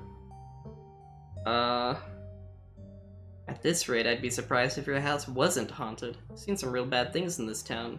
Even if it isn't a ghost, it doesn't mean Oscar is lying to you.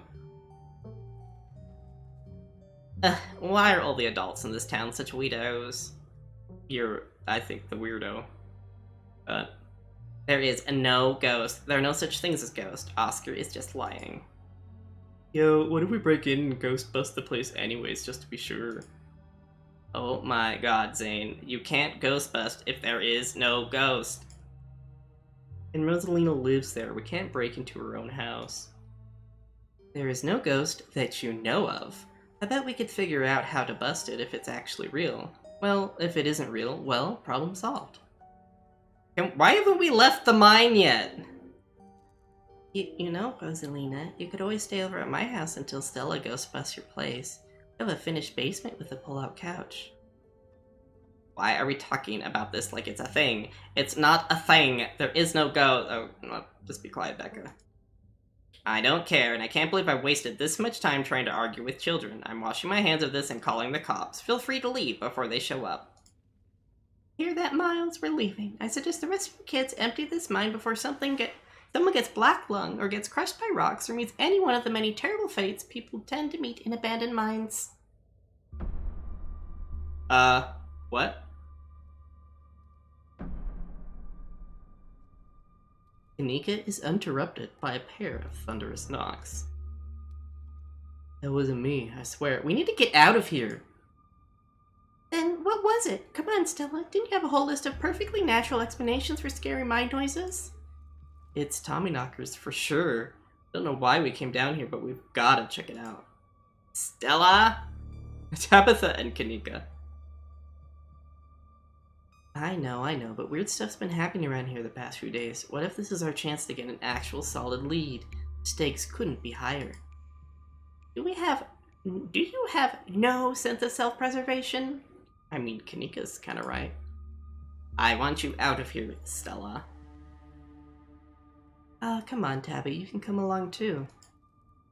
If you guys are going after something spooky, count me in. Nobody is going deeper into the mine. Nobody is staying in the mine. You're all leaving. She looks sleep-deprived. Or that blush. Please listen to Tabitha before my heart gives out. It'll be fun, Meeks. It will not. Wait a second. Where'd the three of you run off to? Are you kidding me? Oh. Unbelievable. Well, Kanika, maybe if you're still scared of the dark, whatever, you would have noticed them sneak off. I noticed them sneak off, and I've been zoning out the whole time we've been here. They must have squeezed through that child-sized tunnel. Dang, I've always wondered where that goes. I've never been able to get these hips through there. Ella, stop sneaking into my mines. Please, I am literally begging you. If only all the tunnels down here were wide enough for adults, we could already be done with this little mess, but no, there just have to be remnants from a bygone era.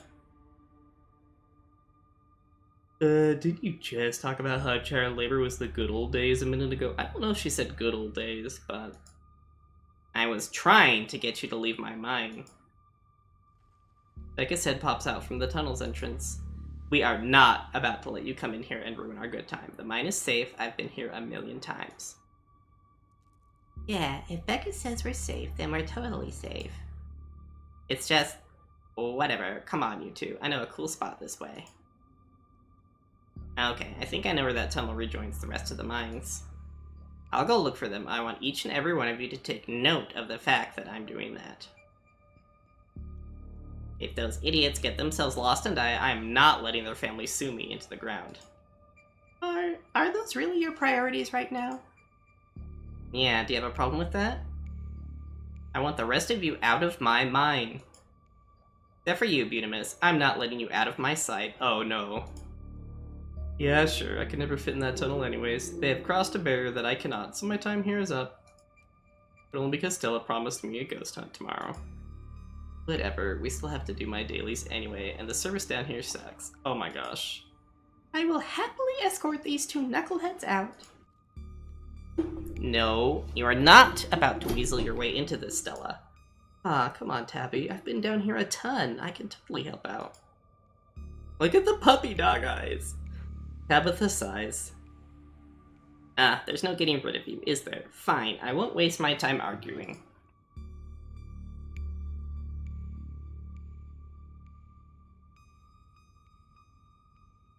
I've read a lot of stories about cave rescuers needing their own rescues. Are we biting off more than we can chew? Should we get some professionals down here? I am a professional. I also prefer to resolve this issue without word getting out if possible. And I don't want to deal with angry parents trying to sue me for their own negligence. Inspiring. Don't worry, Butimus. It'll be fun and safe. I'm sure that's exactly what you told him last night, and we all know how that ended.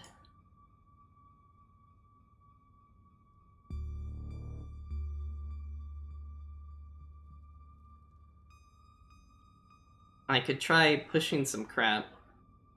I could tell Stella to leave Tabitha alone. I could tell Tabitha to leave Stella alone. I could say both.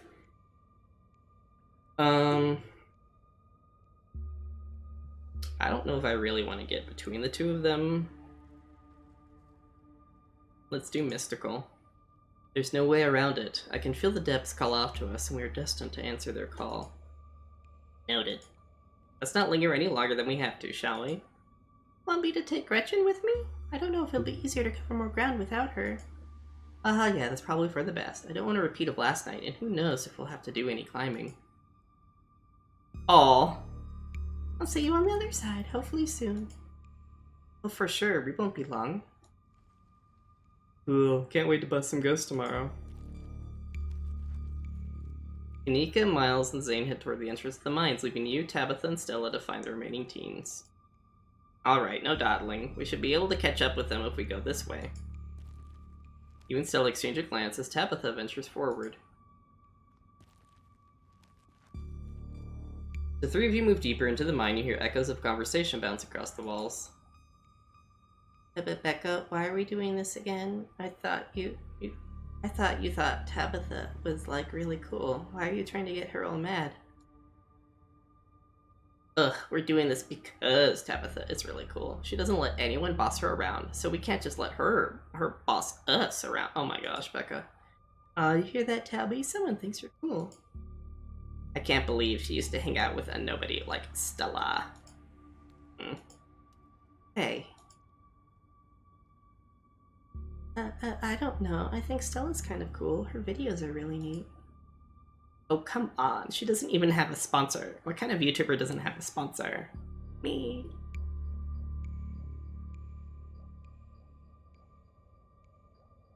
Oh. Oh boy. I mean, not yet, but I'm in talks with Meat Rice, and I make plenty from ads and donations. How does it feel to have a teen girl think you're cool, Tabitha? I feel nothing about it. The opinions of children don't interest me. I don't know, you're kind of hesitated there. You're reading into things that aren't there, Stella. Just because your livelihood revolves around what people think of you doesn't mean I care what people think of me. Congratulations on your sponsor, though. Aww!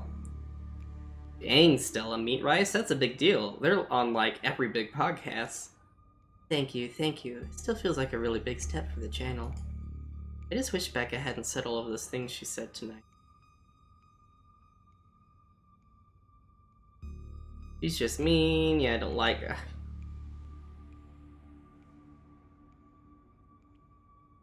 To be honest, it doesn't really have much to do with Stella, it's more about her. She's just mean. It had nothing to do with you. You've seen how she's treated everyone tonight, except Tabitha. It's true.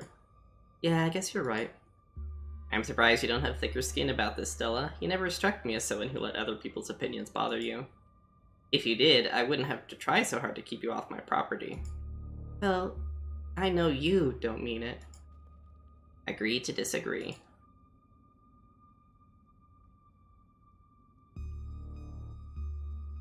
Just glad they're not gossiping about me.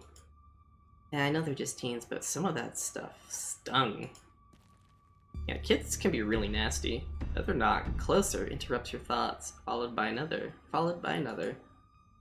Is it just me, or is that knocking coming from the same direction as those kids? It's not just you. Okay, that knocking is starting to freak me out.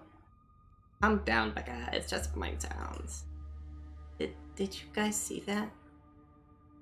No, it was just a shadow. There's no reason to get freaked out.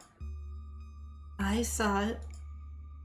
Shut up. There's nothing down here. Stop trying to scare me. That sounds just the active mind echoing through the walls, right? Nah, it's Tommyknockers. I'm sure of it. It's not Tommyknockers. That being said, it's also definitely not the active mind. We use a machine these days, and it sounds nothing like that. It's probably just rocks falling somewhere deeper in the mine, which is also bad for obvious reasons.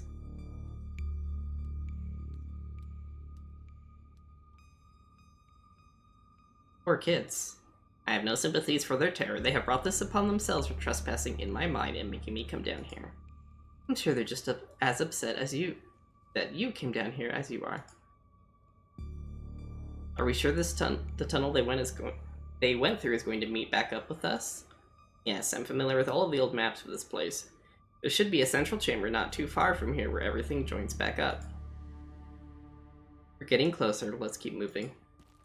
As you progress deeper into the mine, the knocking grows more frequent. It's still distant, but it's much louder than before. The tunnel ends abruptly in front of you. I don't like that sound. Century-old ladder is the only way forward. The darkness beyond, you can still hear the youths, their panicked arguing echoing down the pitch-black corridors. Mystical, the pit radiates rage, a white-hot anger. It calls to you, desperate to be witnessed, pulling you forward. Oh boy. This is bad! And here we are, the tunnel they crawled through passes through the chamber below. It shouldn't be hard to find them once we get down there. I've never been this far in. Congratulations, Stella, you got what you wanted. Tabitha crawls up to the ladder and disappears over its edge. Alright, let's do this. Stella hoists herself over the edge and begins to climb down. You walk to the ladder and climb down. I'm pretty sure this is the way back. Come on. Pretty sure? I thought you'd been down here before. Okay, maybe I didn't get this far in, but whatever. It doesn't matter. I definitely remember the way out. Hurry, I don't want to be down here anymore. I think it was actually this way. Oh, shut up. No one even wanted you to come with us anyway. Eka. Yep, they're close alright. Good thing they're so damn loud. Sounds like they're really lost. Voices around you. The voices around you, those of the teens and your companions, sound odd, distant.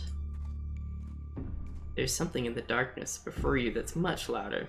Though you don't hear it, you can feel it in your chest, like the deep growl of a predator. What is it? You find yourself stepping towards a black chamber before you, compelled by some unnatural force. Hey, are you alright, Butimus? What do you think you're doing? Get away from there. Cousin dives toward you, but not before the light from her phone illuminates the chamber. Whoa.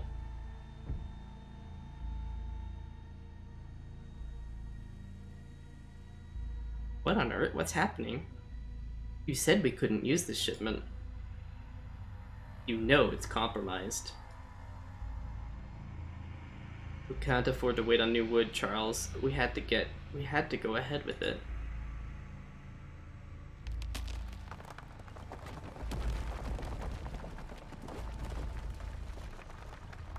He's still sturdy enough, it'll get the job done. Butimus? Butimus, are you alright? What are these yellow things? Oh, thank God you're alive. It looked like you had a seizure or something, and then you and Tabby just conked out. I'm fine. Ugh. You can barely open your eyes. You're not fine.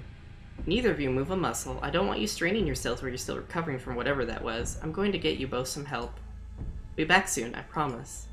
Don't die on me, alright? Don't leave us, Stella! You fade back out of consciousness as your companion clambers out of the pit, intent on your rescue. Oh no! You raise up on your elbows, head still swimming from the visions, your surroundings coming back into focus. Your head throbs as the knocking continues, now magnitudes more intense than ever. Through it, you once again hear the panicked voices of bickering teenagers echoing down the stone corridors. Becca, you're just getting us more lost. It's this way. If you're so sure, then why don't you just leave? I can't believe I let Alexis talk me into inviting you in the first place. Becca, I'm just trying to help. I said go. Okay, I will. Alexis, you don't have to go with her. You know that, right? Pick a side, Alexis. I'm sure Becca knows where we're going. She wouldn't just lie. Sorry, Rosalina. Increasingly desperate voices of teens are drowned out by the thunderous knocking. You directly feel the ground shake beneath you. You can almost see the walls vibrate with the intensity of the hellish sound. God, that knocking is not helping my headache. What the hell just happened? Both of us were shown the dark truth of this place. Sins that were committed. Deaths that followed.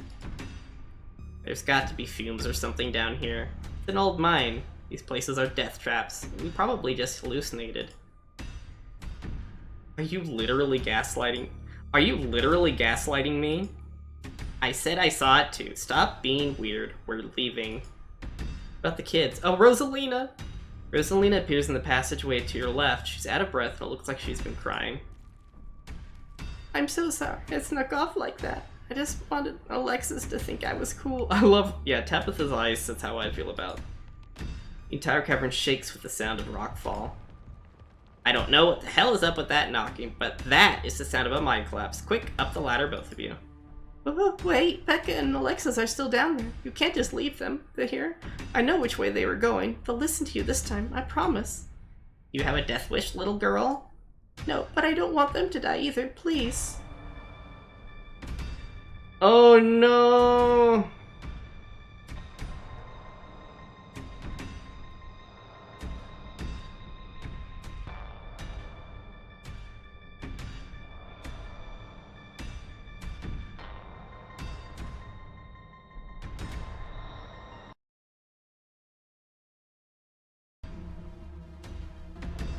I don't know what to do.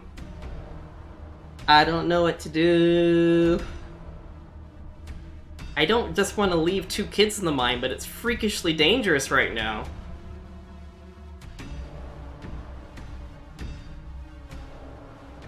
Holy crap, this game.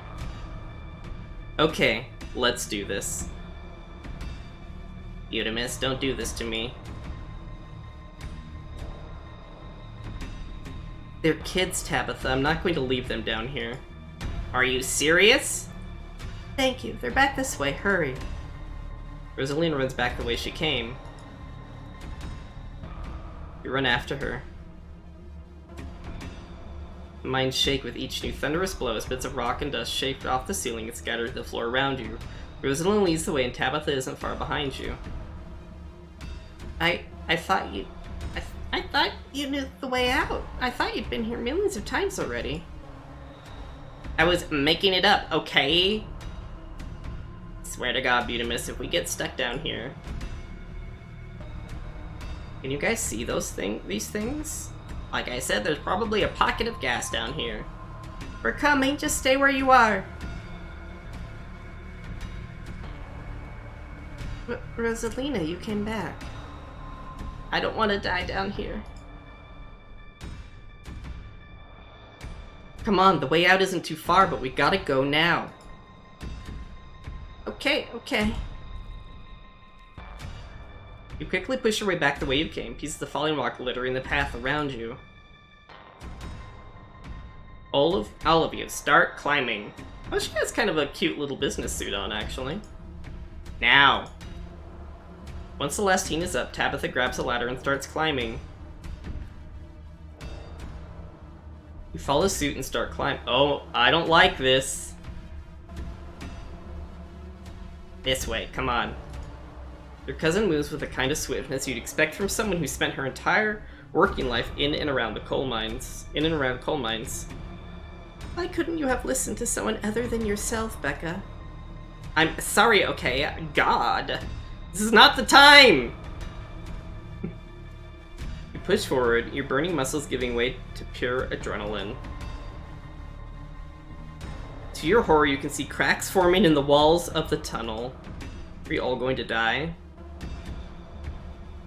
Come on, we've got to go faster. We're almost there. I can see the entrance. Surroundings quake as the mine collapses around you. Well, frick, we're dead. Rosalina! And then the knocking fades and you feel safe, having arrived back at the entrance in one piece. What the fuck? What the fuck? Rosalina, are you okay? Lily, she's not okay, idiot. Shut up, Becca. It was your idea to go down there in the first place. This is your fault. Call an ambulance. Shit, fuck, why? Why did this have to happen? Okay, the knocking stopped at least. All of you stay exactly where you are. I'm going to make some calls. Tabitha is so caught up in trying to run the mine and keep everything good with that, yeah. Oh my hell. Every single chapter of this game has been such a doozy. It was the Tommy knockers. Oh my goodness. Tough. Oh. This really hurts. Stella and Kanika pop their heads through the mine entrance. Tabitha just stormed out of there, are you? Oh my god. Rosalina, can you hear me? We're gonna get you out of here, okay? Stella's already called an ambulance. Good work, Stella. That means the cops are gonna come. They're gonna know I was drinking. They're gonna know we went there to drink, right?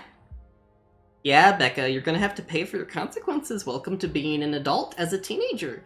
I mean, that's kind of what happens. Actions have consequences, as we've just learned very clearly. Poor Rosalina's... Can you hear me? Well, my head isn't crushed. Becca, that doesn't matter. Yeah, that's true.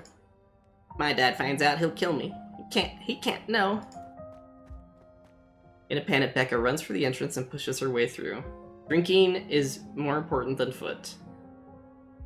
Oh, Becca, you're... Oh my goodness.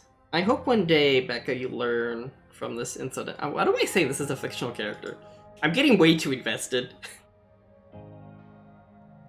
Don't worry about her, Rosalina. She's being an asshole. One of us should wait by the gate to make sure they can find us up here. Should check in with Tabby. If she needs help, we're going to get you help. Everything's going to be okay. Alright, I'll go down to the gate. Oh, poor Gretchen!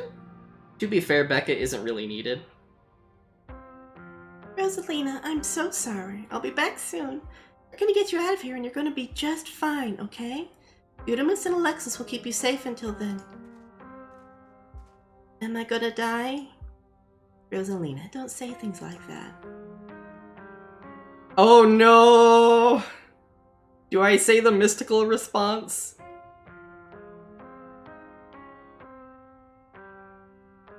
We're all gonna die eventually? I don't know, me. Oh my gosh! I need to like play this again and do an asshole run. And just say best be an absolute jerk to everyone. I have to pick mystical. Death is a natural part of life, Rosalina, but you're not dead yet. Thanks, Eudemus. I mean, tell her the truth. Death... You can't have life without death. They're kind of entwined in a very... just kind of very paradoxical way. Rosalina's breath comes in quick, irregular bursts.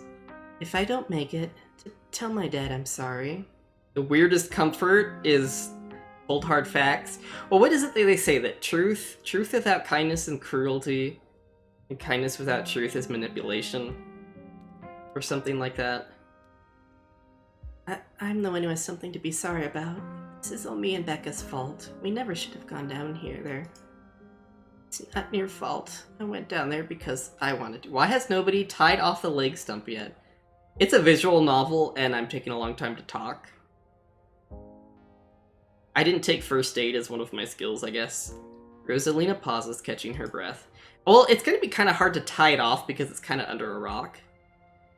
So maybe the rock is kind of helping the blood. We really should... I really would have no idea. But I guess a tourniquet might not be a bad idea in this case. By the thigh? Yeah, it's true. Tourniquets are dangerous, but I mean, hopefully paramedics can get here relatively quickly, but... Thank you, Eudemus. I'm glad everyone else made it out okay. Couldn't have done it without your help. Oh my gosh, Rosalina did say that! Oh my goodness,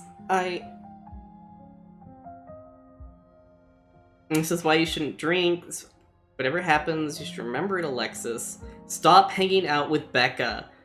I feel like that's what I need to say here, even. I mean, I could compliment her, but really what I need to say is Becca is a bad influence. Becca is edgelord for edgelord's sake. She is a terrible influence. You should stop hanging out with Becca. What are you trying to do? Make some sort of after-school special? He's probably right, though. If I were just smart and brave like you, I wouldn't have let Becca drag me around down here. You wouldn't have had to go after us, and then you wouldn't be. You're the nicest person I know, Rosalina. This just isn't fair. Yeah, we've had sad pug guys. Rosalina, can you hear me? Yeah, still awake. Just hurts like hell. Sorry, I shouldn't be pushing you to talk. Just hold your hand until they come back with help, okay? Alexis grasps Rosalina's hand. Tears streak down both of their cheeks as you sit in silence together, waiting for the long, anxious moments to pass before help arrives. Some of the men are on their way with rock lifts. We'll get you out of there soon. It's gonna be okay, Rosalina. Everything's gonna be just fine. They're over here, Earl. Oh. It's a sage cried. You weren't kidding about the emergency. It'll still be a while for the ambulance. The nearest depot's over in Brevard, so it'll be at least another half hour. Oh my gosh. You heard the man. You have half an hour to get her out of there. Move it. Rosalina, sweetie. Oh, Oscar, no, don't... Dad, I'm sorry. I'm so sorry. You don't have to be sorry. It's okay. We're all here. Fucking Earl. I kind of like Earl, but I think he's covering something up. Yeah, Daddy Oscar. But I don't want Daddy Oscar to be sad. You can hang on, Rosalina. I know you can. Tabitha's men quickly get to work. You manage to pull Rosalina out from out the rubble just as the ambulance arrives.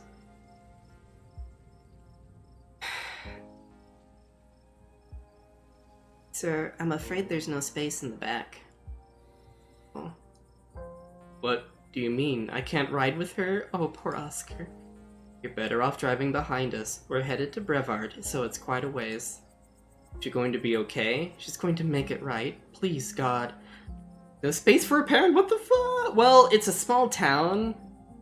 The ambulances might just be small.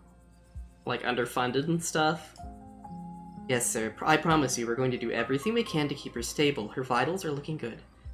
This is why small towns are the devil, yeah. But, I mean, people live there. That's their life. And, I mean, that's... Sometimes the consequences are out of control, but, I mean, let's pause this moment to look at that perfect curvature. I mean, wow, it disposed me of you. I'm, like, torn between thirsty and really upset. Rosalina, my poor baby. I'll be there as fast as I can, okay? I promise you won't be alone. Oh, is Tabitha crying? I love you, Dad. She's probably going to be okay, but she probably is going to lose her foot. At least lose her foot. Which really sucks. Paramedics load Rosalina into the back of the ambulance and drive off. Oscar approaches you off to the side as the police talk to Tabitha and her men. What the hell happened in there?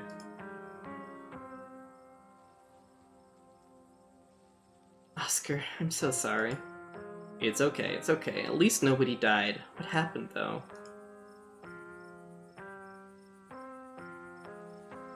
Teens being teen. I think I have to pick Beck Girl's a terrible influence is what happened. Got down after you up.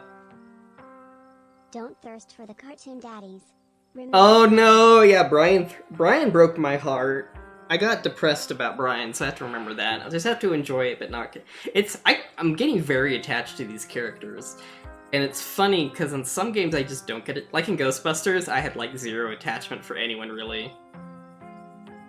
But this game, though, maybe it's because it's a visual novel I get more drawn in.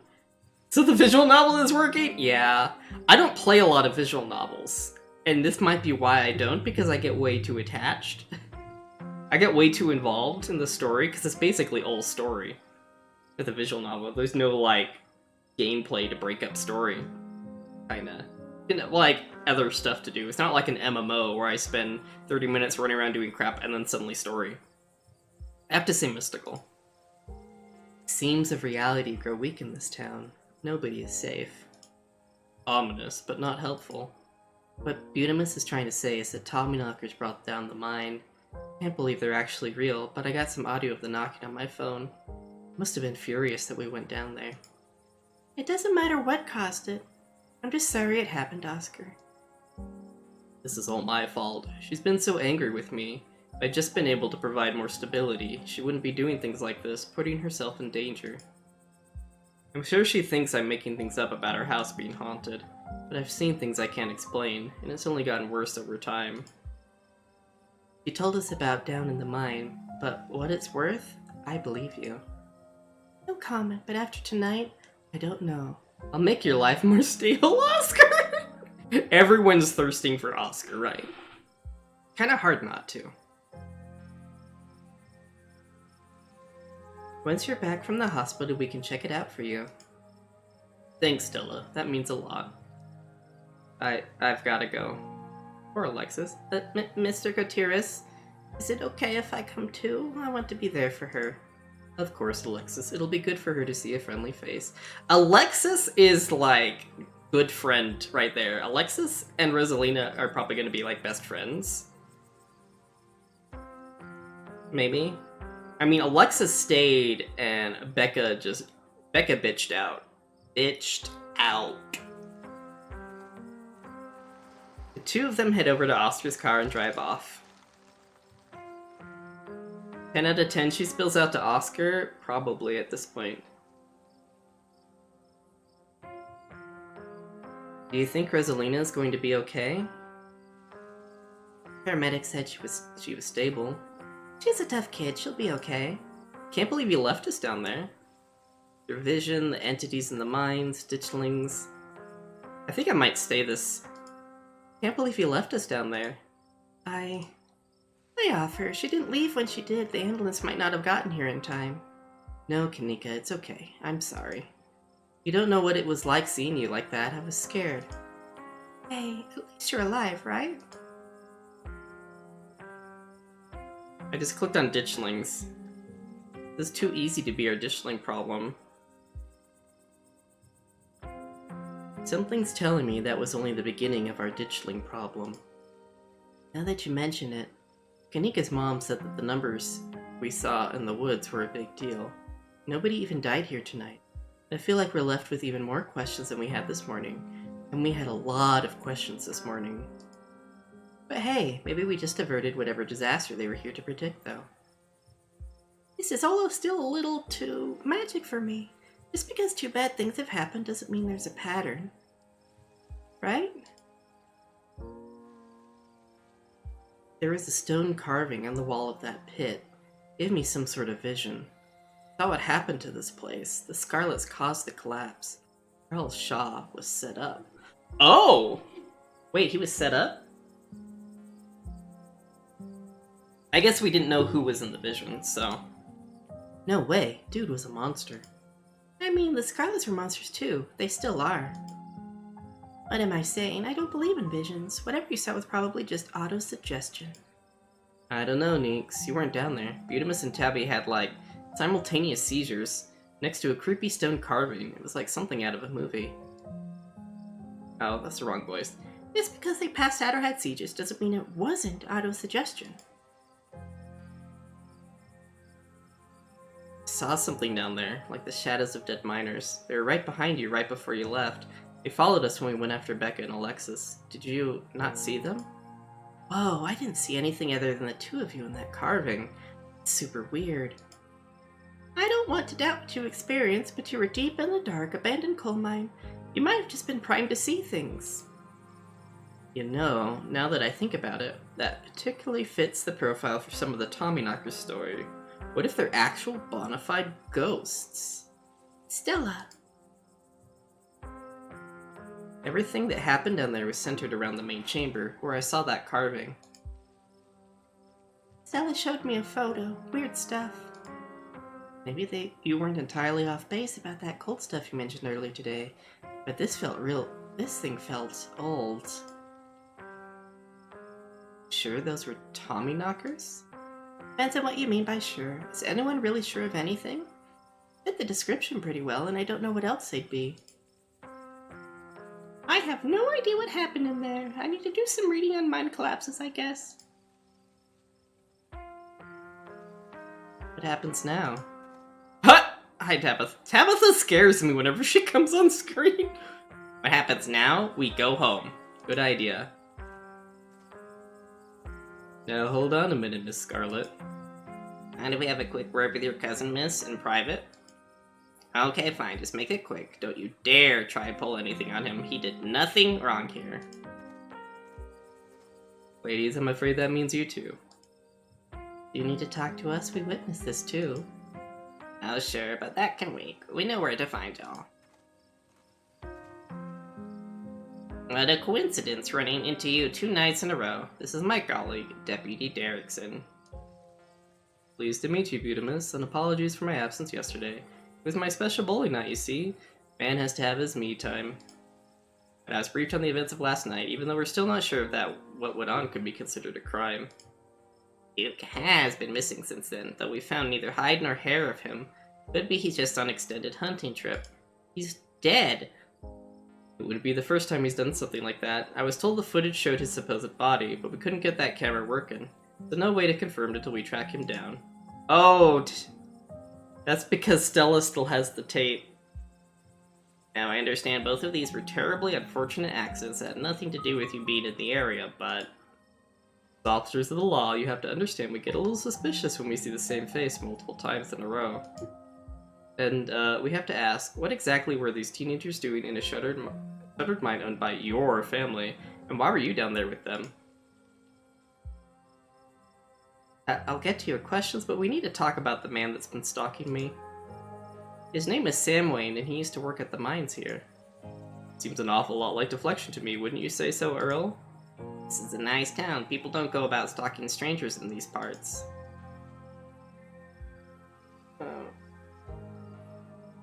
Can you at least just take a description?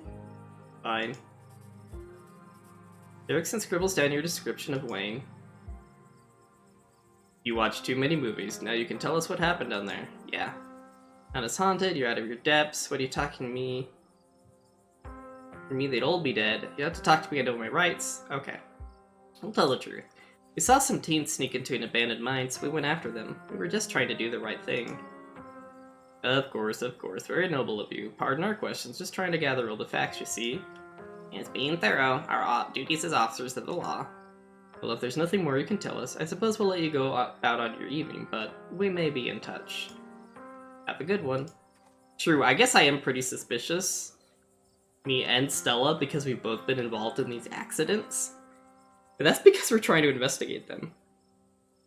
Deputy Derrickson tips his hat to you. The two officers wander back toward the mine, Derrickson taking notes as they examine the scene.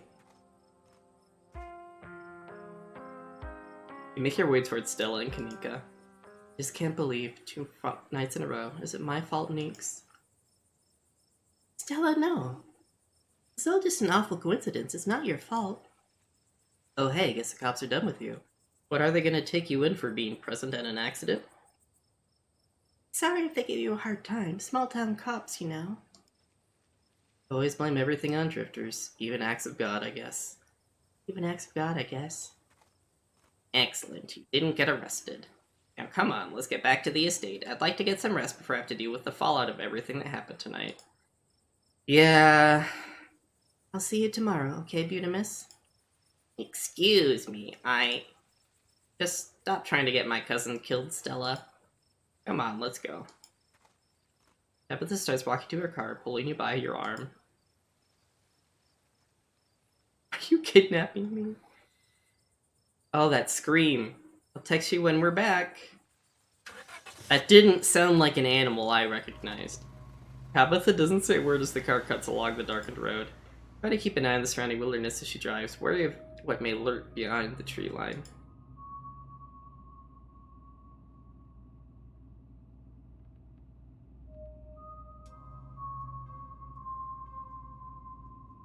Sorry about today. Tabitha doesn't answer.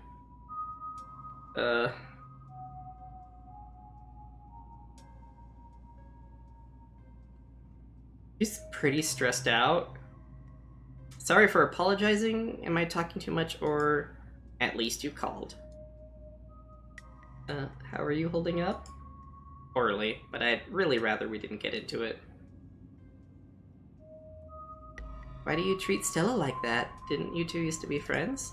It was a different time in my life. I just wish she'd get that we're not in high school anymore. I'm a different person than whoever she thinks she knows. You and Kanika really don't seem to get along. He pushes my buttons. Is there some kind of history there, or... No, now quit talking. I need to focus on the road. Poor Rosalina. Poor Oscar. Should have kept tighter reins on that girl. I never got into trouble like this when I was a teen, and I have Perlane to thank for that. Teenagers is a really awkward age where they need freedom to, like, express themselves and get to know, but they shouldn't be hanging out in freaking abandoned mines. They're freaking dangerous. Hated it at the same time, but that strictness paid off. Ugh, what am I telling you this for? I was a pretty reserved teen. I don't think I really did any stuff that was too wild. So, why was the mine so easy to get into anyway? Well, they expect people to see it boarded off and rationally go, oh, this isn't safe, let's not go in. But, you know, some people are enticed by the unknown. So, Whoa, are we bonding? You can tell me stuff. I'd like to know more about you, and about Perlane for that matter. Teens are rational. Was I rational as a teen? Am I rational as an adult? Maybe later this week. I don't have the energy to get into it right now, but I think I'd like that. Oh! She wants to get to know me.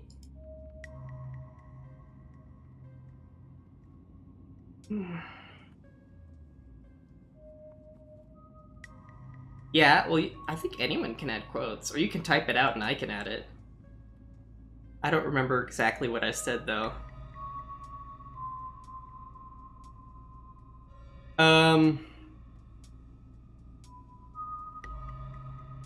You're right, there's a lot of adults who should have done a better job tonight. True, there's a lot. There were, like, how many? There were 5 different teams. 5 different teens. I don't remember the commands for adding quotes. No, don't come for me. Ah, yes, Dead by Daylight. Teens rational. Wait, was I rational team? Am I rational? Okay, I'll add that real fast. Quote add. Perfect. It is now forever immortalized. You're right. There are a lot of adults who should have done a better job tonight. Exactly. People who aren't ready to be parents shouldn't be parents. And clearly there are some parents who aren't ready. That. I don't know if anyone actually is ever ready to be a parent, so this isn't good logic, Tabitha. The thing is that when parents are usually parents for the first time, so I mean, yeah. Egg Oscar. There are tons of people more qualified to be parents who can't even conceive, and here he is having a kid at 19 and clearly letting her do just whatever the hell she did at Tabitha. She's trying to be rational, but I don't know if she really has all of her facts straight. Oh, don't you dare stay off Daddy, yeah. You leave Oscar the fuck alone, Tabitha. Okay? And look where that got her. Even if she doesn't lose that leg, she's going to carry what happened tonight for the rest of her life. You can't really control a teenager. Sure, the parent is responsible for taking care of them. But I mean, I don't know. It's a very gray, very complicated situation. I don't know the right answer. It's not fair. That is entirely out of line. I don't think it's fair to pass judgment. You're right, it isn't fair. Oh, I'm torn between it isn't fair and what's wrong with you. Do we just royally piss off the cousin? We've already done a lot to royally piss her off. Do we push her buttons? I'll do that. That is entirely out of line. You don't know Oscar. What's wrong with you? Tabitha goes quiet. I think that's all you're going to get from her on this. Oh.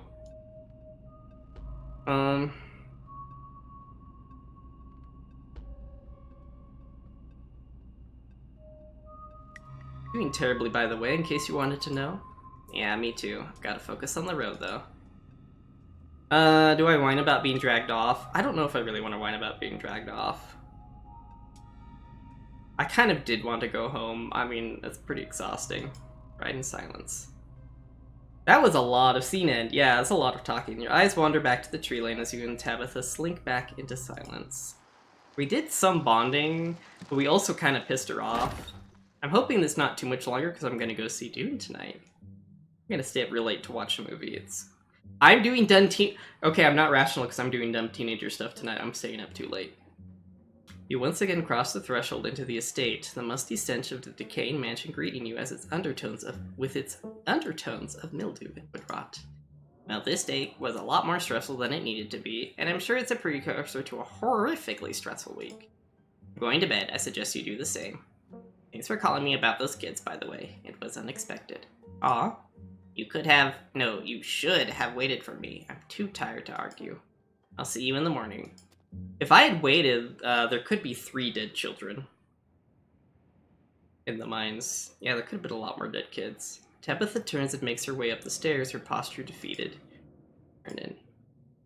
3 dead kids. 3 or more. There could have been 5 dead children, and maybe even Stella and Kanika could have been injured. Who knows? But I mean, there's no way to know because it didn't happen, right?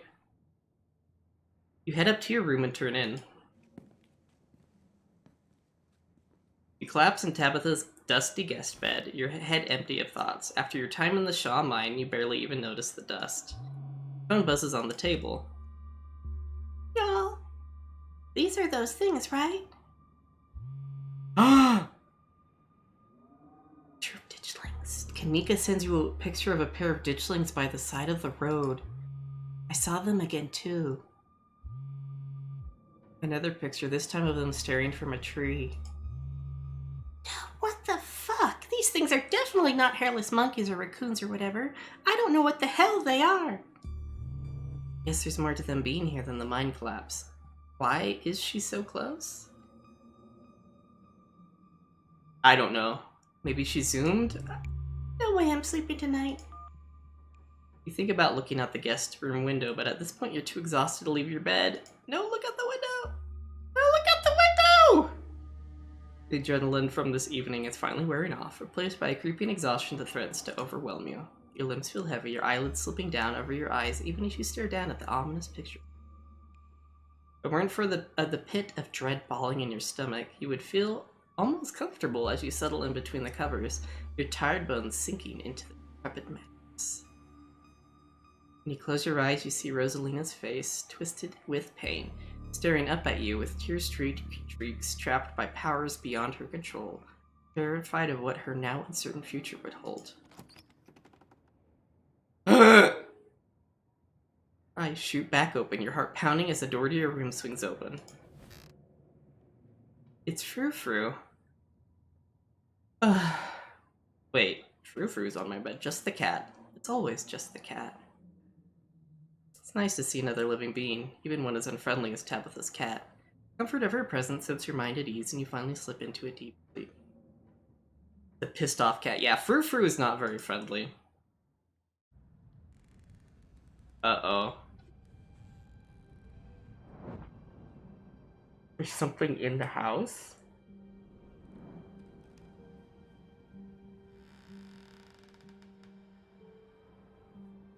Okay, Tabitha.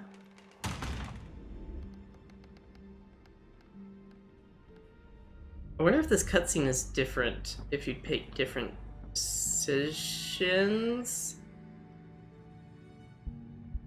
But why? What? Basement?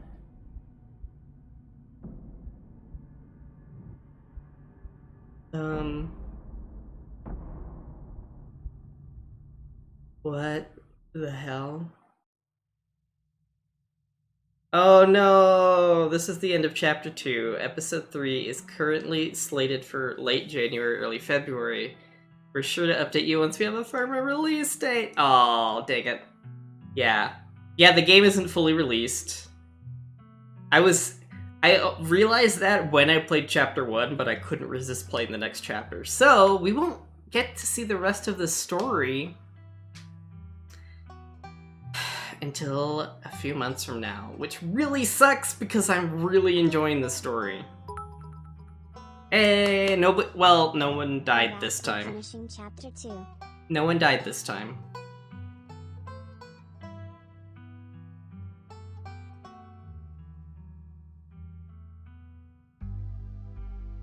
If you'd like to continue with the world state in episode 3, please save your game now. With no deaths. With no deaths. I wonder if there's a way to save everyone in the game, kind of like Until Dawn. I'll save again.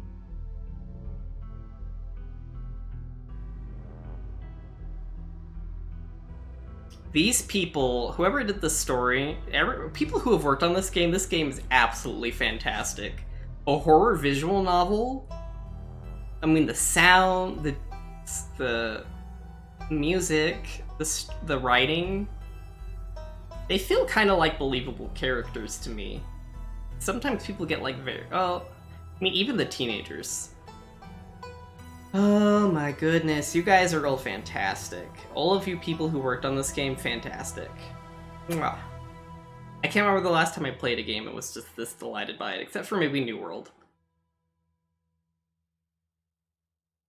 I like them both for very different reasons, so. Uh-oh. Oh. Well, that's it for stream tonight. Oh, I got some achievements. Oh, I got an achievement called Anakin Skywalker for finishing episode 2 with Mystical as one of your traits. Finish episode 2 with Booksmart as one of the traits called Magic Treehouse.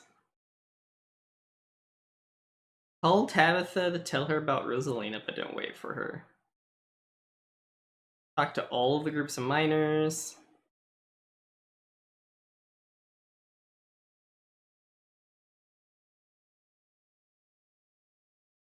I'm trying to decide if I would want to 100% this game, but I think I'd get a little too confused at all of the different storylines going on.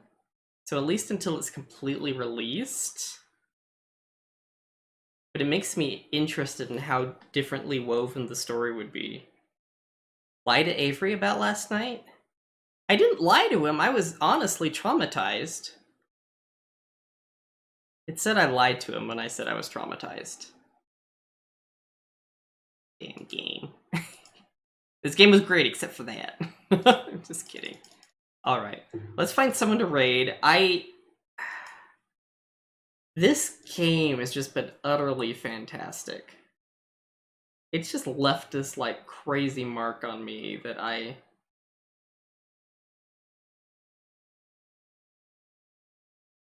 just can't... I have a hard time putting it into words. I'm not very good with words, but it's left this utter impact. It's filled me with horror, it's made me sad, it's made me feel this whole range of emotions. I've gotten really attached to the characters. Oh, my goodness. Fantastic. I'm trying to decide who to raid. No one's really playing any horror games. There's someone playing Dead by Daylight. I kind of want to raid someone who might actually play this game. Just to, like, spread it around even further. Because this game just needs all the advertising it can get because it is so utterly fantastic. Let's hurry up and raid so I can look up Oscar fan. Yeah, let's go ahead and do this raid. We're gonna raid Retro Date Night. Forewarning, they have a pretty G-rated family-friendly chat. Oh my gosh, I just saw what I have in my Discord. That is extremely distracting, but thank you. Oscar fanfic. I wonder... I feel like this game just needs to be far more, more people need to play this game, I feel like. It's just that good of a game. It's an absolutely fantastic game. And I can't wait until it's going to be 7 chapters long. That sound is awful, and I made that sound. Okay, let's raid Retro Date Night. They have a family-friendly chat, just as a warning. It's not like me, who I can't believe I actually just totally told one of the characters to fuck off tonight. That's kind of out of character for me, but Tabitha was going for Oscar. And, like, you don't mess with the bear. I mean, you don't mess with Daddy Oscar. Alright. Let's go ahead and do this raid. I'll be back Monday night. I have no idea what I'm going to be playing. I have to have some more scary games. I've got Little Nightmares that I got for free. I think I'm kind of running out of scary games to play.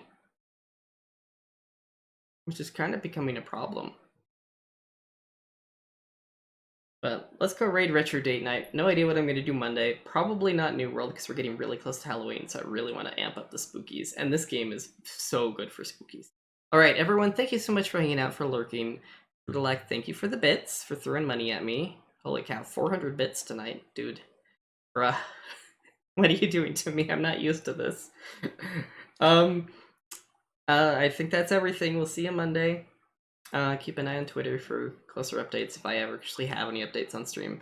Remember that you matter and you're wanted. Hope you'll have a good night, good morning, good whatever. Goodbye.